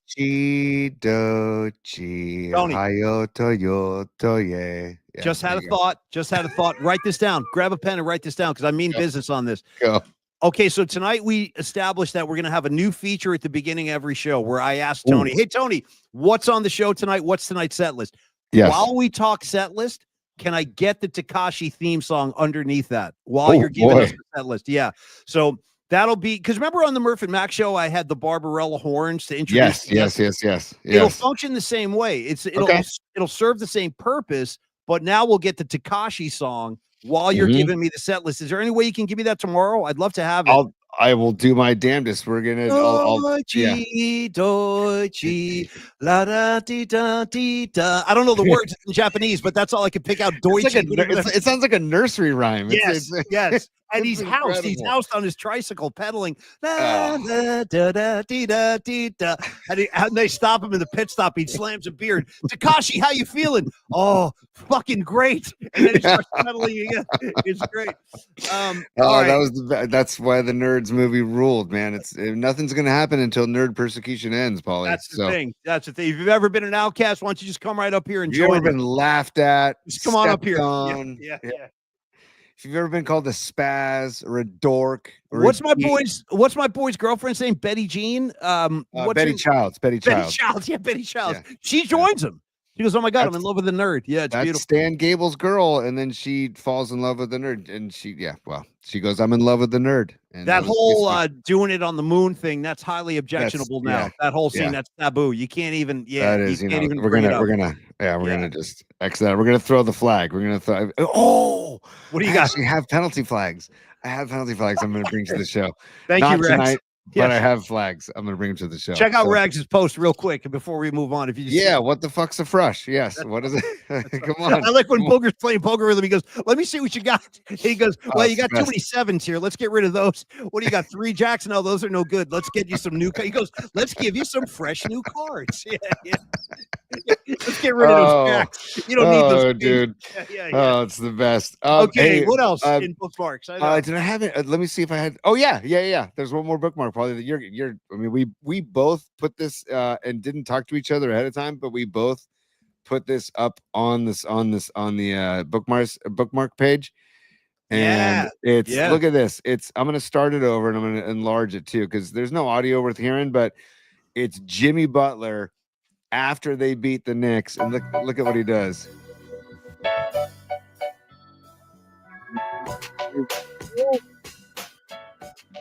Spike Lee, dude, isn't that great? Jimmy Butler, man, toast of the town. It's, Spike is he's not kidding around. He's been a season ticket holder for like 30 something years. Oh yeah. And he's no joke. I can tell you this: last year, second mention of the night, when I went to New York to see the Warriors Knicks game, I walked into that game super early with my kid. We just wanted to watch Steph warm up and stuff in New York. And when we went into the building, there was probably only a few hundred people in. That's how early we were. Spike Lee was one of the first guys. He was sitting right on his chair watching Steph do his warm-up stuff, like in a practically empty arena. I thought that was really cool. Spike's a great basketball fan. I'm a big fan of his movies too. Go ahead, Spike. Now you can hang up that Butler jersey. I want to sign Jimmy Butler jersey too. Tony, make some calls. See if you can grab me one. And we will proceed with that. But I can't hear you, T. You're muted, pal. Sorry about that. That was how about just about the Jimmy Butler effect? I mean, it's like this guy comes to town. He must be on top of the world right now because he left his situation in Miami for wherever it was. And we were all wrong. All of us were like very nervous about Butler coming here. That includes me. Yes. Me too. Everybody. Yeah. Just saying this guy he can be a problem. He can be whatever. This is magical. What's happening right now is magical. Like people are just fawning over him and he's loving it. And he's being so receptive. And he's also playing like as a team player with Steph. And I don't know, man. Steph drops 28 against the Knicks. And then Butler has a good game as well. And I think Draymond's line the other night was fantastic too. It was like almost a quadruple double. I had his lineup earlier.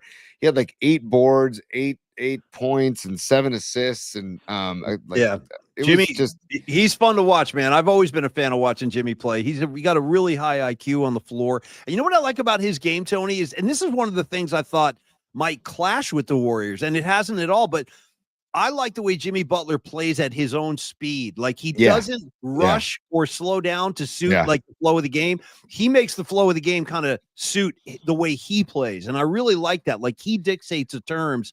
And dude, he gets to the line, man. He gets all the time to the line. He gets huge. to the line. By the way, we got another super T. I can't see who it is, but let's give him or her some love. I can't see. I will.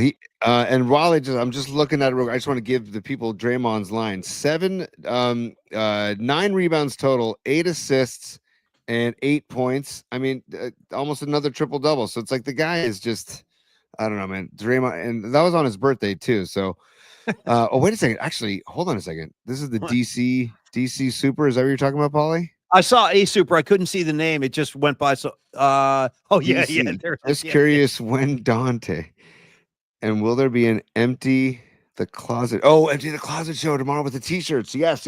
We got to do that after Kate Scott, Paulie. Well, I'm you gonna got to make a do note. that after you load the Tekashi song for your opening guest introductions. Because I demand it, Tony. I'm full of demands tonight. I'm going to demand that The you. closet. Okay. I'm Okay. marking out orders at Tony now. You can look behind the scenes. Tony, God damn it. I want to hear that Tekashi song tomorrow.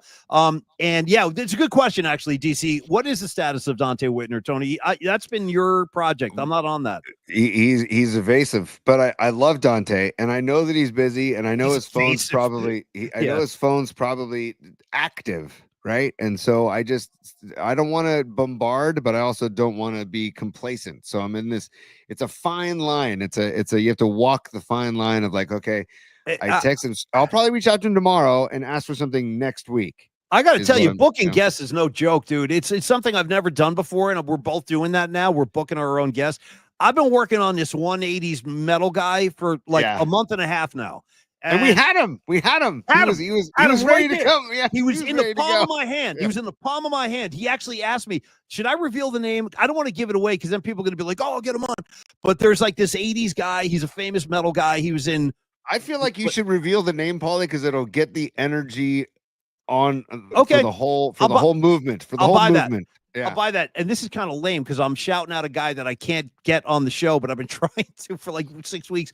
This is if you're a musician, you know this guy. His name is Rudy Sarzo. He was the bass player in Quiet Riot. He was a bass player in Ozzy Osbourne's band. He was also the bass player in Whitesnake when they had that huge album, Still in the Night, Still in the Night, Still in the Night, that whole thing. Or Here I Go Again on My Own. That's Rudy Sarzo. He's in the band during that. So I reached out to Sarzo and I was like, hey, man, I saw you're going to be participating in the Ozzy Osbourne Black Sabbath tribute show. I would love to have you on. And on top of that, he came on the Murph and Mac show a few years ago, and he was freaking awesome. He was such a great guest. So he agreed. He was like, dude, I'll do it. What are the shows? When are you on? And I sent him the thing, and I can't get him again. I can't get a hold of him. What do you got, Tony? John Joseph, you said you feel a cosmic connection with John Joseph. Joseph says on the comment line, Paulie, I can help with that. I don't know what that means, but John Joseph, if you have some kind of connection to Rudy Sarzo, hey, go ahead. Steven, let us know because it's a team effort here, dude. It's a team effort. But, I like how you were just about to throw another 80s guy at John. Hey, John, can you get me Don Dokken while you're at it? And after you're done with Don Dokken, can you reach out to the guys in Rat? I'd like to talk to Warren D. Cromartie if possible. Maybe get me some guys you from said Tesla. D. Cromartie again. I love it. I keep going with the D. Cromartie. What am I saying wrong? What's his name? D. Martini. Yeah, it's okay. It's okay. No, it's not. I got to be It's better. okay. Yeah, I don't care about making mistakes with sports, but when it comes to Rat, I got to be on point. That's a problem. D. Martini. I know better too. I'm gonna have to throw myself down the stairs after the show. Paulie, do you want to do a top three to kind of close out the night? I think we should because we got about 10 minutes left. So let's kick into that right now. By the way, nice bookmarks. We'll continue those tomorrow after the Kate Scott hit. But go ahead, T. Give me your top three for tonight, and then we'll wrap. Stand by, because I turned the volume off. So here we go. Tony's top three. Here. Tony's top three. Tony's top. Me too. Three. I like that. Yeah. Tony's top. That was a bonus one. It's a bonus one. Cheers, y'all. All right. Ooh, back to the Ducks. Good. Back to the Ducks. Good. Damn, that champagne is good. I'm just saying. Every now and again, a nice glass of bubbles really. That's why the night trick. flight rules, man. Just have a little. Just have. I'm drinking my Pliny the Elder, and the Pliny the Elder is a nice. What is it? A 20 ounce? I think it's a 20 ounce. Well, you listen. You're starting to slur your words a little bit, T. I think the effects are rearing themselves on the on the broadcast. So, but it is a delicious. And I feel like yes, there's many good beer makers out there now, and I applaud all of them. And I really love. I'm deep in the whole beer craze. I'm one of those people. But when it comes down to it, if I had to pick one, just one to have for the rest of my days, it's that Pliny the Elder. It's just delicious. Tom Peralta put the words right in my mouth so I didn't have to think of it. Let Tony drink his juice, okay? By the way, when we get the soundboard set up, I want to bring those back. And I got to remind everybody, Tom, the origin story, I'm sure you know this because you know everything we're doing, but the origin of that soundbite, again, Academy Award-winning actor Adrian Brody, he just won the Best Actor Award a couple of nights ago at the Oscars. That was him imitating Andrew Dice Clay to Andrew Dice Clay's face. It was insane. I don't know if you guys have never seen that. Please look it up on YouTube. It's friggin' hilarious. There was a short-lived Andrew Dice Clay show on Showtime a few years ago, and at one point, Adrian Brody moves into Dice's house and starts wearing his leather jackets, and he's imitating him, and he's like, "Yeah, I'm gonna play you in a movie, and I want to study your mannerisms." So they'd be sitting at the breakfast table. And he's taking all of Dice's food and everything, and he's pouring himself a glass of juice. And then the real Dice says, "Dude, what are you doing?" And he goes, "Hey, let Dice drink his juice, okay?" Oh. So anyway, I want those sound bites back when we get the soundboards, T. No question. That'll be done. Consider it done. And by the way, if you don't follow Dice on Instagram, follow him on Instagram because oh my God. Oh my God. He's putting up gold. Did you see the one? Maybe next bookmarks, I'll play it, but I'm just going to explain this to people. Please do. Let's get Dice on the show. Maybe maybe we can play the song into the Rudy Sarzo game with him. You know what I mean? He'll be like, "Sure, I'll come on the show." Oh, and then he won't answer our text. Yeah. He walks up to this guy in the supermarket and he goes, hey, and he's got these huge rimmed glasses that he wears those now. Yeah. And he walks up to the guy and starts one of his nursery rhymes, and he gets to the point where he stops. Yeah. And he expects the guy to finish it. Yeah. And the guy looks at him like, "What?" No, I know. This is the thing. And he's like, he's got this whole new bit that he's doing where Tony's right. I've seen these. He stops people on the street. And they'll start saying stuff like this. Will be like, "Listen, I know you're very nervous being around somebody as famous as I am. It's okay. I experience this all the time. If you want a selfie, you want to get my autograph, that's fine. Just give me some paper. We'll do it right now." And then the person's like, "I have no idea who you are. Get away from me." And he's that's the "Thanks for your time." He's making himself look really bad, and it's hilarious that he has such a great sense of humor that he is his own punchline now. And I'm telling you, Tony's right. Please put some of those in the bookmarks for tomorrow. Yeah, I want to show these guys. Let's do so. Maybe they'll be good for a Friday bookmarks. Just go into the weekend with some Dice. And I got to give Miguel some love. He says you can't go wrong with Anchor Steam. You're damn right. You can't go wrong with Anchor Steam. Yeah. And the guy, the yogurt guy who just bought the Anchor Steam brewery, I'm waiting for him to get it going again. The Shobani, whatever it's the yogurt guy. He bought Anchor Steam and saved it, and he's going to resurrect it. The yogurt guy. Yeah. Well, I apologize. I don't know who that is. Yeah. It's the yogurt guy. Oh, that dude. Yeah. The yogurt guy. The comment line's going to save me on this one. I don't know what he's talking about. It's okay. Yeah. No, it's the yogurt guy who bought Anchor Steam had to close. And then all of a sudden, the yogurt guy came in and he said, dude, Dom Peralta. Of course it's Dom. No hesitation either. Dom, thank you. Damn. And he's got the name, too. Hamdi Ukaya. I don't know. I'm probably messing up the pronunciation, but Chobani Yogurt. And he is resurrecting Anchor Steam, but come on. Because it's like the Christmas ale, the Anchor Christmas ale. If those of you in the beer world know the Anchor Christmas ale, it's worth having Anchor Steam open just to have that ale. So please get it going again. And sorry, I didn't mean any disrespect by calling him the yogurt guy. I just couldn't remember his name. I don't mean any disrespect to you while you're telling the story because I can't stop laughing. All these people in the comments line are now quoting Dice. I looked over, I saw Hickory Dock. Oh, you know what I mean? I started seeing Dice quotes. Also, thank you, Sons of Johnny Lee. He was on the Chobani. And also, Christian says, was it Fred Dannon? No, it wasn't Fred Dannon of Dannon Yogurt. Was it Pierre? Tony, was it Pierre Yoplait by any chance? Exactly. I have a feeling Mr. Dannon's first name isn't Fred, but Christian, I love that you throwing Fred in there. I think it should be Fred Dannon, Pierre Yoplait, and Pierre Yoplait is a good friend of Hans Lufa, by the way. Tony, nice. Hold on real quick. This is why I love Sons of Johnny Lee. He says Anchor Brewery site has issues with the property. Okay, good to know. Good to know. Dude, by the way, Sons is dialed into a lot of stuff. Dude. Sons of Johnny Lee's not just Pearl Jam and Giants baseball. He's got all kinds of tentacles out there when it comes to goings on in the Bay Area. Tony, your top 3, if you please, so we can let our number friends go. 1. Yes. Number 1. 2 words for you, Paulie. Okay. Bosa Bros. Joey Bosa released from the Chargers. So, do you want, again, we talked about this, I don't know, a few weeks ago. Yeah. Here we are now on episode 40 of Folly Max Particles.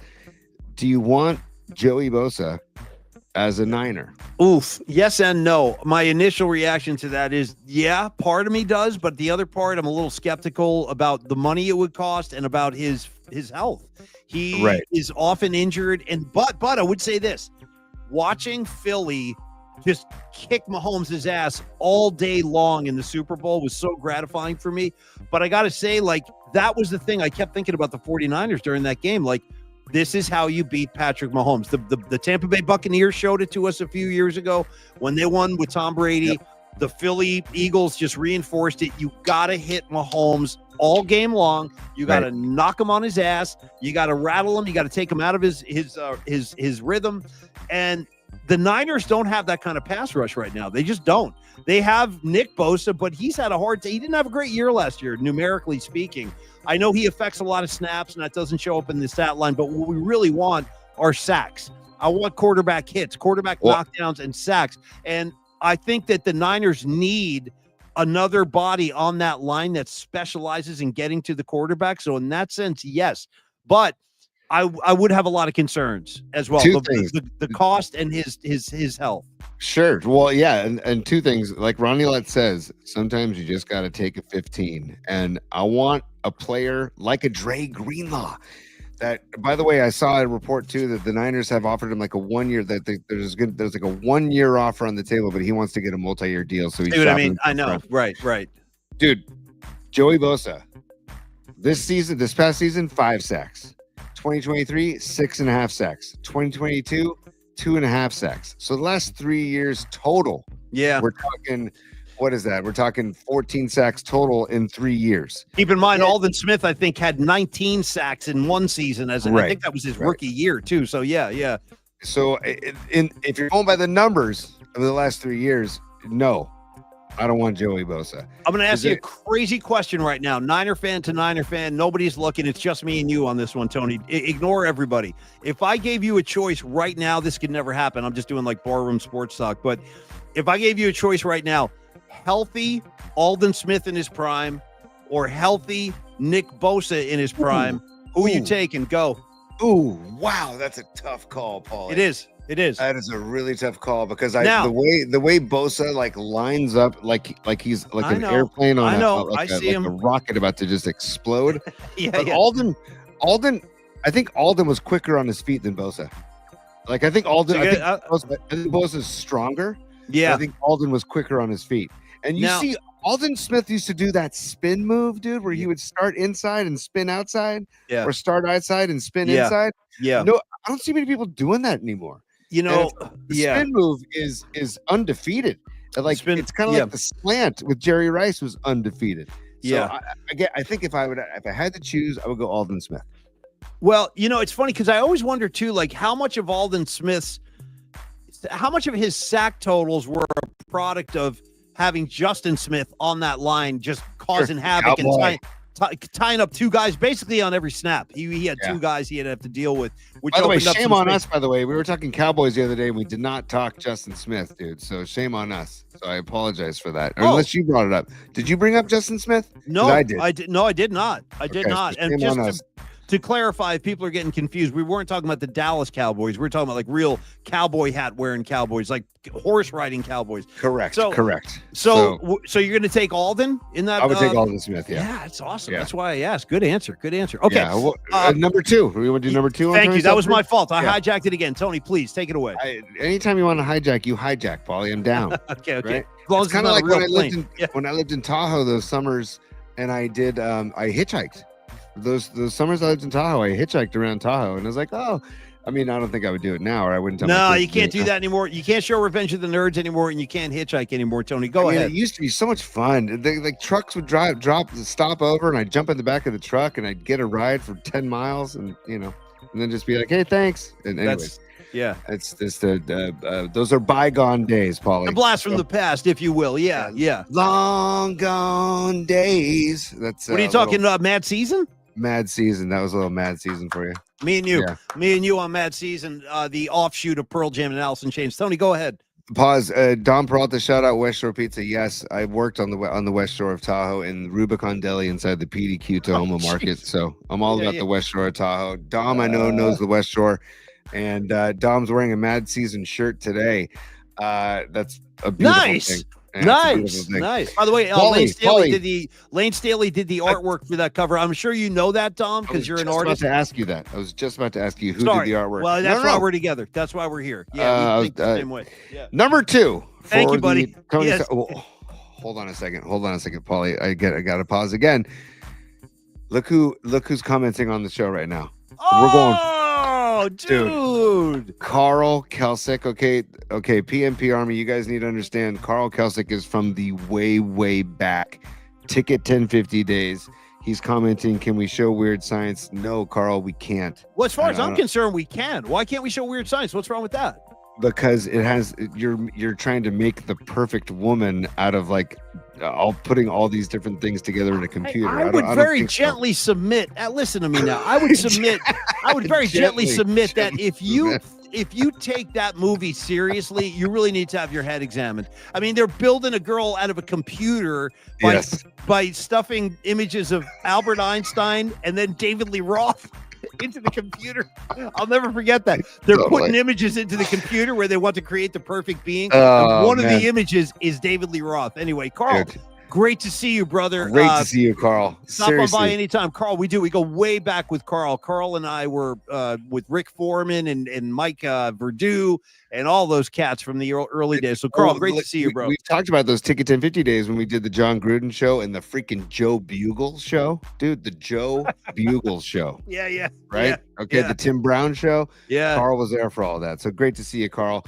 And by the way, I got to give Darren Race a shout out. He says Malakas. That's all it says is What can I tell you? No, that's all you need to say. What can I tell you? She's in the Malakas. What are you going to do? Yeah. She's in the Malakas. Yeah. Dino. Yeah. Remember, she's in the Malakas, Dino. Yeah. Anyway. He goes, what can I tell you? She's in the Malakas. And by the way, don't sleep on Anthony Michael Hall on the telephone. You know what I'm saying? Yeah.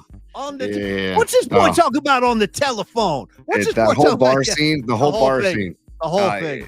And there's great blues, by the way, playing in the background of that whole scene, by the way. How about when that jackass walks up to the bar and goes, yeah, hey, give me like a bottle of your best whatever. And the guy turns around the bartender and goes, I'll tell you what. What. Why don't you How about you bend over? And don't. Fair enough. But you know what I'm talking about. Yeah. Exactly. I'll tell you what. How about you bend? And the look on his face when he's saying it, it's amazing. Amazing. And then the kid goes, no, the glass is fine with some ice. That'd be good. And he goes, yeah, that's what I thought you were going to say. Oh, dude, Carl, thank you for bringing up Weird Science because yes, it is. Yeah, the bras on the head. It's all. I would consider it cinematic gold, but there's a lot of people out there that won't, and that's their opinion. That's fine. Tony, you're losing focus. Let's get on to number 2, please. Let's go. Number two. Hey, thanks, buddy. 2 different wide receivers from the Great Northwest are now. One will be made available, and the other one is available. DK Metcalf has requested a trade, and Tyler Lockett has been released by the Seahawks. Do you have any interest in either of those wide receivers? I like DK Metcalf. He's a tough SOB, man. He's a strong. How long has he been in the league, Metcalf? Ooh, good question. That's the thing. I would guess 8 years is my guess. That's my guess. Let me see if I'm right here. Let me check. I'm just going to check his stats. But he's a beast. You're right. He's an absolute he's a beast. He's a handful. And I feel like the Niners need that. They could use a physical wide receiver now that Debo's gone. I like DK Metcalf especially, so I would entertain that for sure.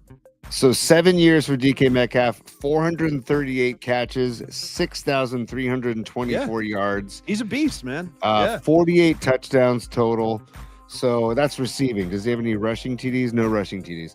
So yeah, so he's, I mean, you know, How those about are pretty you? good numbers for 7 Who years. would you take out of the two? Well, Lockett has always been like this, just like those shifty, speedy, small slot receivers, you know, that are just hard to tackle and and have hands that are just golden hands that catch everything. I think if I like to bring in a Tyler Lockett who was released, and you could probably get him on a 1-year deal for not a lot of dough, I would like to see Lockett, to be honest with you, and with that veteran leadership too. It's Michael funny, Diaz says no to both of them. On our comment Yeah. line, Michael Diaz says no to both. Okay, Hey man, fair enough. that's legit. You know, it's funny. The other day, Tony and I were at the Canyon Inn. We were talking to Tim Anderson, 1971 first-round draft pick of the 49ers. Also, we actually, Ohio State Hall of Famer and a roommate of Jack Tatum's. At Ohio State. Yeah, he told a lot of great stories. We're gonna try and get him on the show next week. He's a really interesting guy, really nice guy too. He told a great story about knocking O.J. Simpson on his ass at the Rose Bowl too. He goes, "I got him over by the sideline, man. He came over and I put him on his ass." I'm like, "Nice, man." Anyway, he's a really interesting guy, but he was talking about DK Metcalf's dad, Terry Metcalf. That's right. Who was a running back with I remember him when I was a little kid. I remember Terry Metcalf. He was tough. He played for the St. Louis Cardinals, and Rags, you'll appreciate this. I'll never forget this. I read Hollywood Henderson's book when I was in college. He was a linebacker for the Cowboys back in the day. Great player, a lot of drug problems, kind of like a Darryl Strawberry figure of that time with the Dallas. And in that book, he says the hardest guy to tackle he ever faced in the NFL was Terry Metcalf. And he said, I'll never forget this image. He said, wow, when you would go down like to get low to tackle Terry Metcalf, he would lower his helmet and slam it into your face mask. That's what he said he would do if you tried to tackle him. He would lower his face mask and just pound it right into your face mask. Yeah, dude, Shout out Terry Metcalf. It runs in the family. That's a tough family, dude. Whether it's Terry or DK, don't mess with the Metcalf boys. Hey, Paulie, just because the PMP Army doesn't just exist on YouTube, but there's also we're broadcasting live on Instagram Live also. And we have friends in Japan. I want to shout out our friends in Japan as well, but go ahead, Tony. Shout out Doug in Japan. But I want to give love to a few people on the Instagram Live chat right now. Oh, thanks, C. Yeah. Dude, we've got Spider Leland on the Instagram Live. I want to give love to Spider. That's was my guy. I love Spider. He was my creative director assistant for years after Shannon Kaler decided that he doesn't want to work with us anymore. And then Carlito 1969. I don't know who that is, but what's up, Carlito 1969? What's up, Carlito? Carlito's Way. Good flick with Pacino. Go ahead, Tony. Shoot 360 San Mateo. I believe that's my buddy Dan Triga. What's up, Dan? So that's Shoot 360 is an NBA outfit where it's like a whole thing where you go to the gym and it's almost like they put like electrodes on your body and you shoot free throws and jump shots and they like track your shot angle and all that stuff. So Shoot 360, and then Sturge 81, Sean Mack 422, DD 64, Checker or Secker 2. So this is great, man. So I just wanted to recognize the IG Live crowd as well because again, the PMP Army, man, it's spread out over multiple. It's spread out over multiple platforms. Okay, we got the YouTube people. We're soon to have the Bay Area Sports Collective people. We've got Instagram. We have Blue Sky. We got Twitter. We're all over the place. Tony, take it home now. Take it home. I'm going to take it home. And Sons of Johnny Lee Masters says we need to get Shannon Kaler back on, and you're right. And Shannon Kaler is actually gigging in Felton, California right now, which is near Santa Cruz. He actually asked if he could spend the night. He actually asked if Paulie and I could go to the show tonight, and I said no, we do our own show that night. And then he wanted to spend the night at my house, and I said you're more than welcome. But then he said he's going to go all the way home. So I'll Shannon's go all the way right home, man. I'll drive home, man. No, Shannon's great. We'll get him back on the show soon. I miss that kid. I love him. No question. And so wrap it up here. There's just a couple things I want to do here to wrap it up, Paulie. Number 3 of Tony's top 3, and then just to honor some birthdays. Number 3, today's Ash Wednesday, right? And I talked about Sal Rosito with the thumb in the ashtray. Go ahead. Dude, that is an amazing true story. Every word of that is true, but go ahead. For those that weren't watching earlier in the show, Paulie talked about his buddy Sal that used to take ashes from an ashtray if he couldn't make it to church to get the ashes for Ash Wednesday, he would take cigarette ashes from an ashtray and put them on. I always felt like, you know what? His intentions are good. His intentions are good. Totally. Yeah. He's like, hey, I'll just stick my thumb right in the ashtray and apply it myself. Fair enough. But go ahead. 100%. 100%. Yeah. But with today's Ash Wednesday, Fat Tuesday was yesterday. We're going to honor Fat Tuesday on Friday, by the way. Lent. Today's the first day of Lent. Yeah. So did you ever give up something for Lent? Not really. I mean, maybe a little bit. I don't know that I ever lasted the entire period, but like, you know, again, like I said about Ash Wednesday, Tony, it's a thought that counts. Okay. I have good intentions overall. How about yourself? Have you made any big sacrifices for Lent? Oh yeah. When I was a kid, it was like, what are you giving up? And so for me, the biggest challenge was always ice cream, because I love ice cream. Ice cream and cereal are like my two, so I would try to give up cereal, or I try to give up ice cream. And I did. I would always make it because my parents weren't having it. They weren't going to let us cave, right? And so I would always try and do those. I have not decided yet tonight what I will give up, but I will give up something. One of the things I'm thinking about giving up, but I don't think I want to penalize myself, or as you would say, penalize myself. But I love sunflower seeds, and our Little League season opener is this Saturday. Shout out the Santa Claus Little League Giants that have a season opener tilt against the Padres at 10:30 a.m. Saturday morning. Sunflower seeds, because a lot of sodium in the sunflower seeds. So I'm considering giving up sunflower seeds for Lent. But fair enough, Tony. I appreciate that kind of sacrifice. It's not easy to leave your seeds, especially on the Little League field. Right. God knows. I used to go through a bag of game.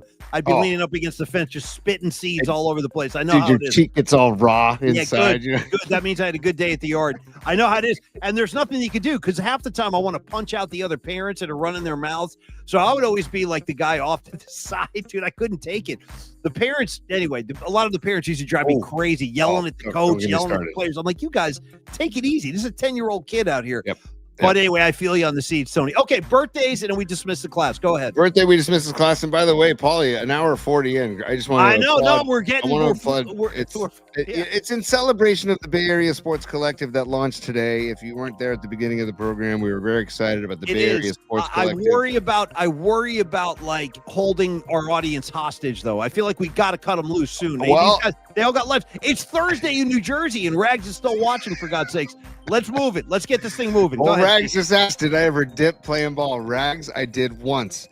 In college, as a freshman, I was given Applejack tobacco, and I made a ball of it, and I put bubble gum around it on the outside, and you put it in your cheek, and I tried it, and I started spinning and getting dizzy, and I took a ball off the shoulder playing catch, and I'm like, that's it, I'm done. I don't need to do Applejack or any of that stuff ever again. So fair enough, Tony. Yeah. So right, Paulie, birthday's on the way out. Thank you, bud. Yes. This is a heavenly birthday. Actually, we have two heavenly birthdays, Paulie. First of all, Momofuku Ando, okay? The inventor of Top Ramen and Cup of Noodles. He passed away, but he's a heavenly birthday.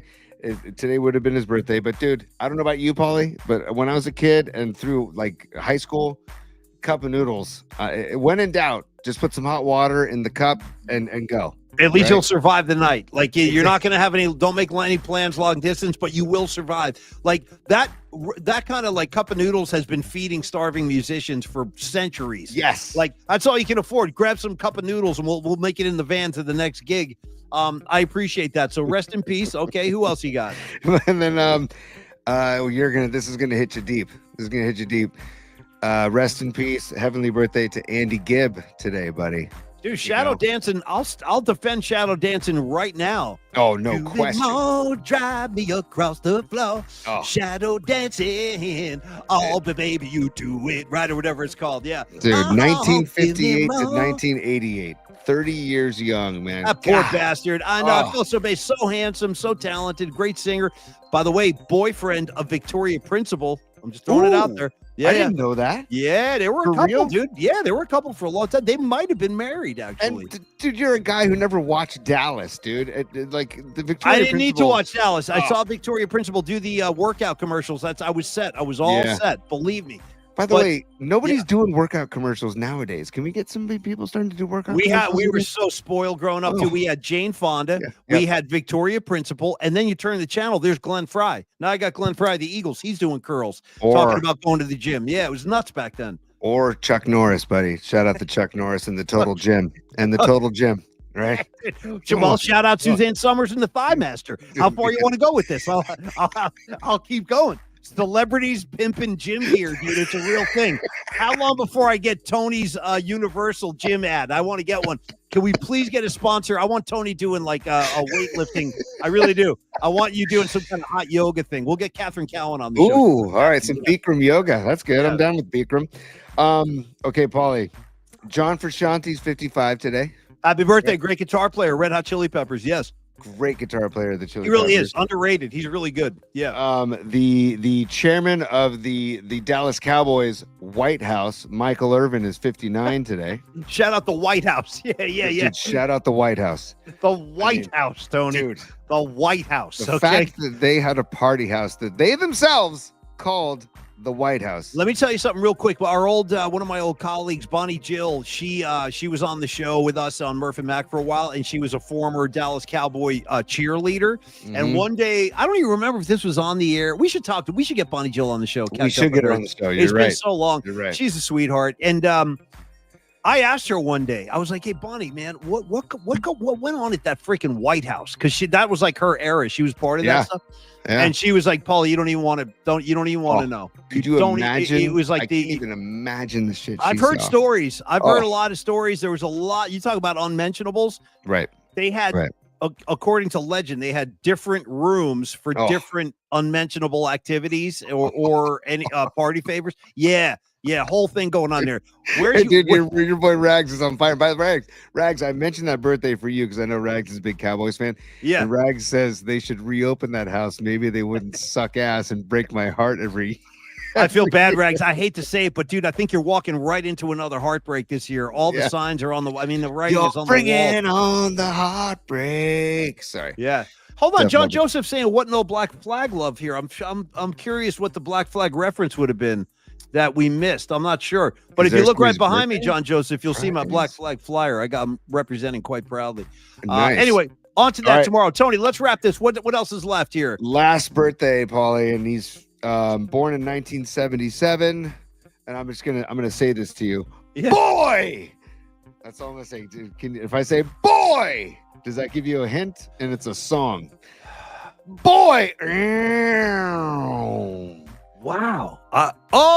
Okay. Well, I don't believe the word is boy. I don't think he's saying boy. Yes, that's what threw him. Are you sure about that? I'm pretty sure. Because I know you're talking Eddie Grant. Yes. I know you're talking about Eddie Grant and Electric Avenue. Great track. Yes.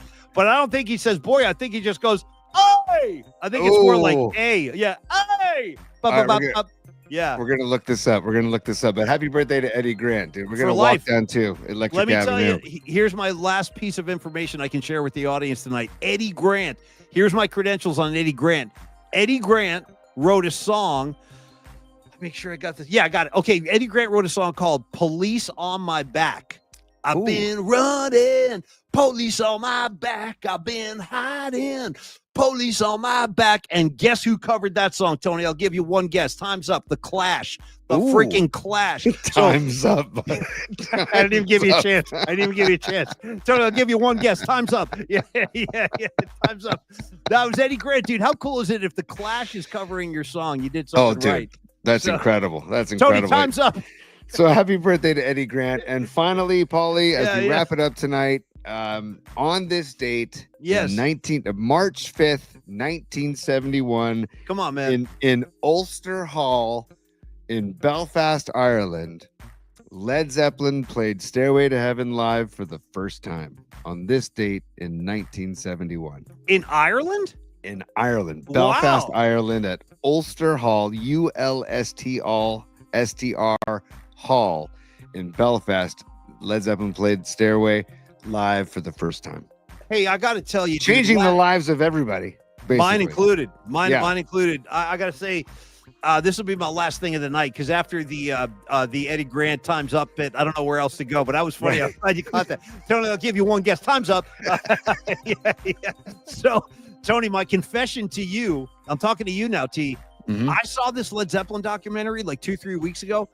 I swear to, that's basically all I've been listening to is Nice. Led Zeppelin since Nice. I saw. That's how like much it rattled me. I'm like, and then the more I listen to Zeppelin, this happens to me over the years. Like sometimes you kind of go away from Zeppelin, you don't hear him for a while, and then you go back in, and you're like, holy crap, what a Mhm. catalog! Like every album is like a different kind of adventure you're taking. Yeah, I had Led Ah. Zeppelin 3 on tonight. I had Tangerine going a couple Nice. hours ago before the show. Yeah, Jimmy Page on pedal steel. Really, really beautiful stuff. So Tony, listen, I want to again thank you, thank all of our listeners in the community on the chat line. We freaking love you guys. We really do, and that's not lip service. I really mean that. And we would not be able to pull off this maneuver with the Bay Area Sports Collective if it wasn't for you guys. So Correct. thank you guys so much. That's all I can say, and I really mean it.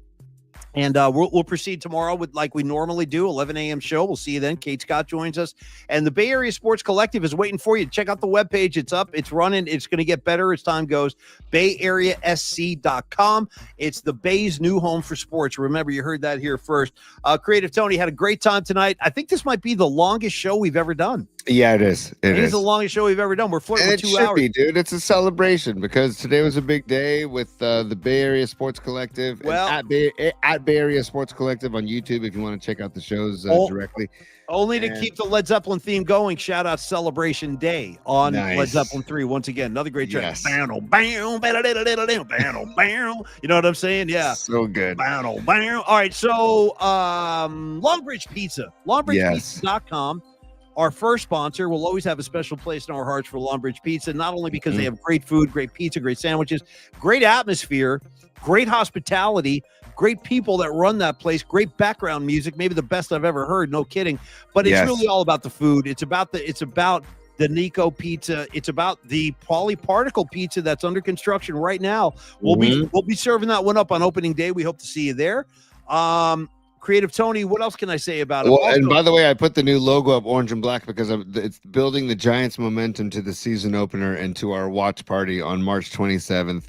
Show up at high noon. First pitch is 1:10. Giants Reds, and chicken parms will be served. The Polly's Particle Pizza will be served, and their menu will be available also. And by the way, we haven't talked about this a lot, Polly, but the crust is sourdough, dude. Yeah. The crust is sourdough. Can It's I post? so freaking good. So when you finish the pie and Go you have ahead. your crust left over, what I've been doing, when I have Neil's pies or Andrew's pies, when I have the crust, I pour myself a little bowl of olive oil and I just dunk the Well, sourdough crust see, right into the olive oil. now- And it's just now I'm, these bonus- I'm lubricating my innards. I listen to me. I need some lubrication to avoid the nauseation, frustration. Shout out Ted Nugent. That's Wango Tango. We talked about it a couple of days ago.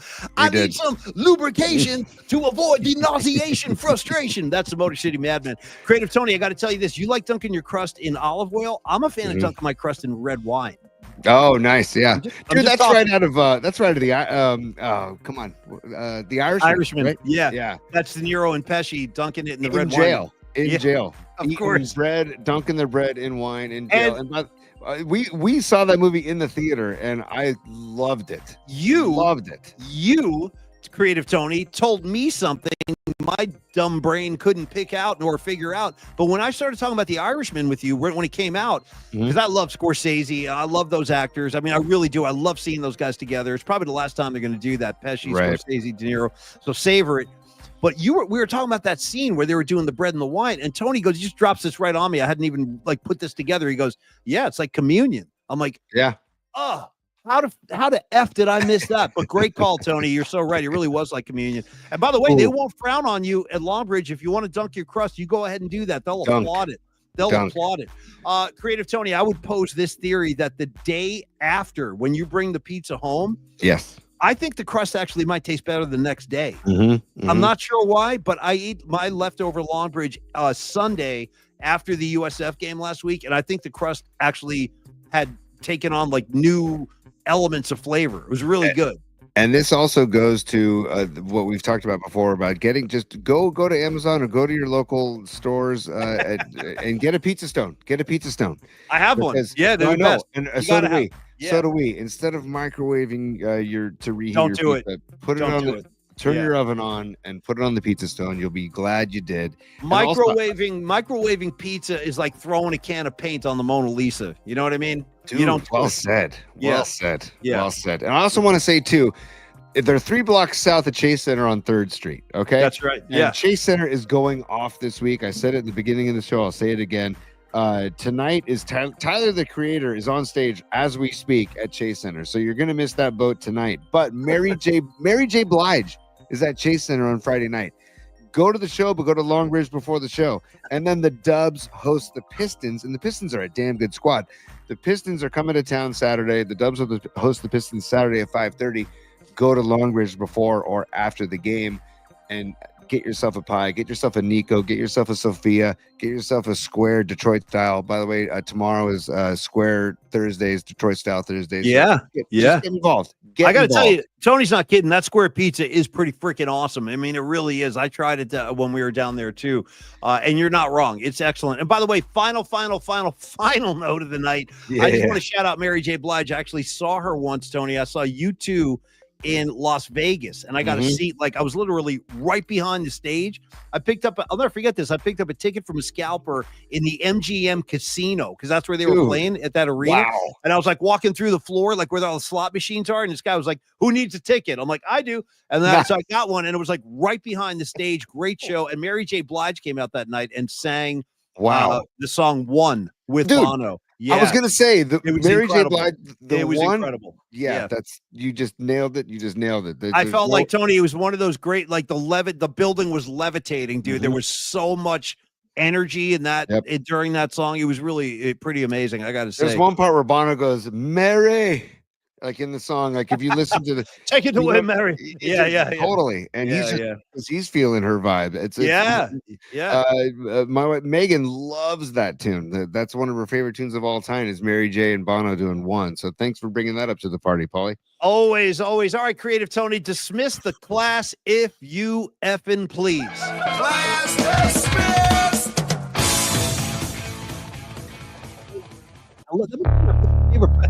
It's like my favorite part of the show is when Tony dismisses the class because I get to hear Dave and the ferocious stylings of Van Halen. All right, Tony.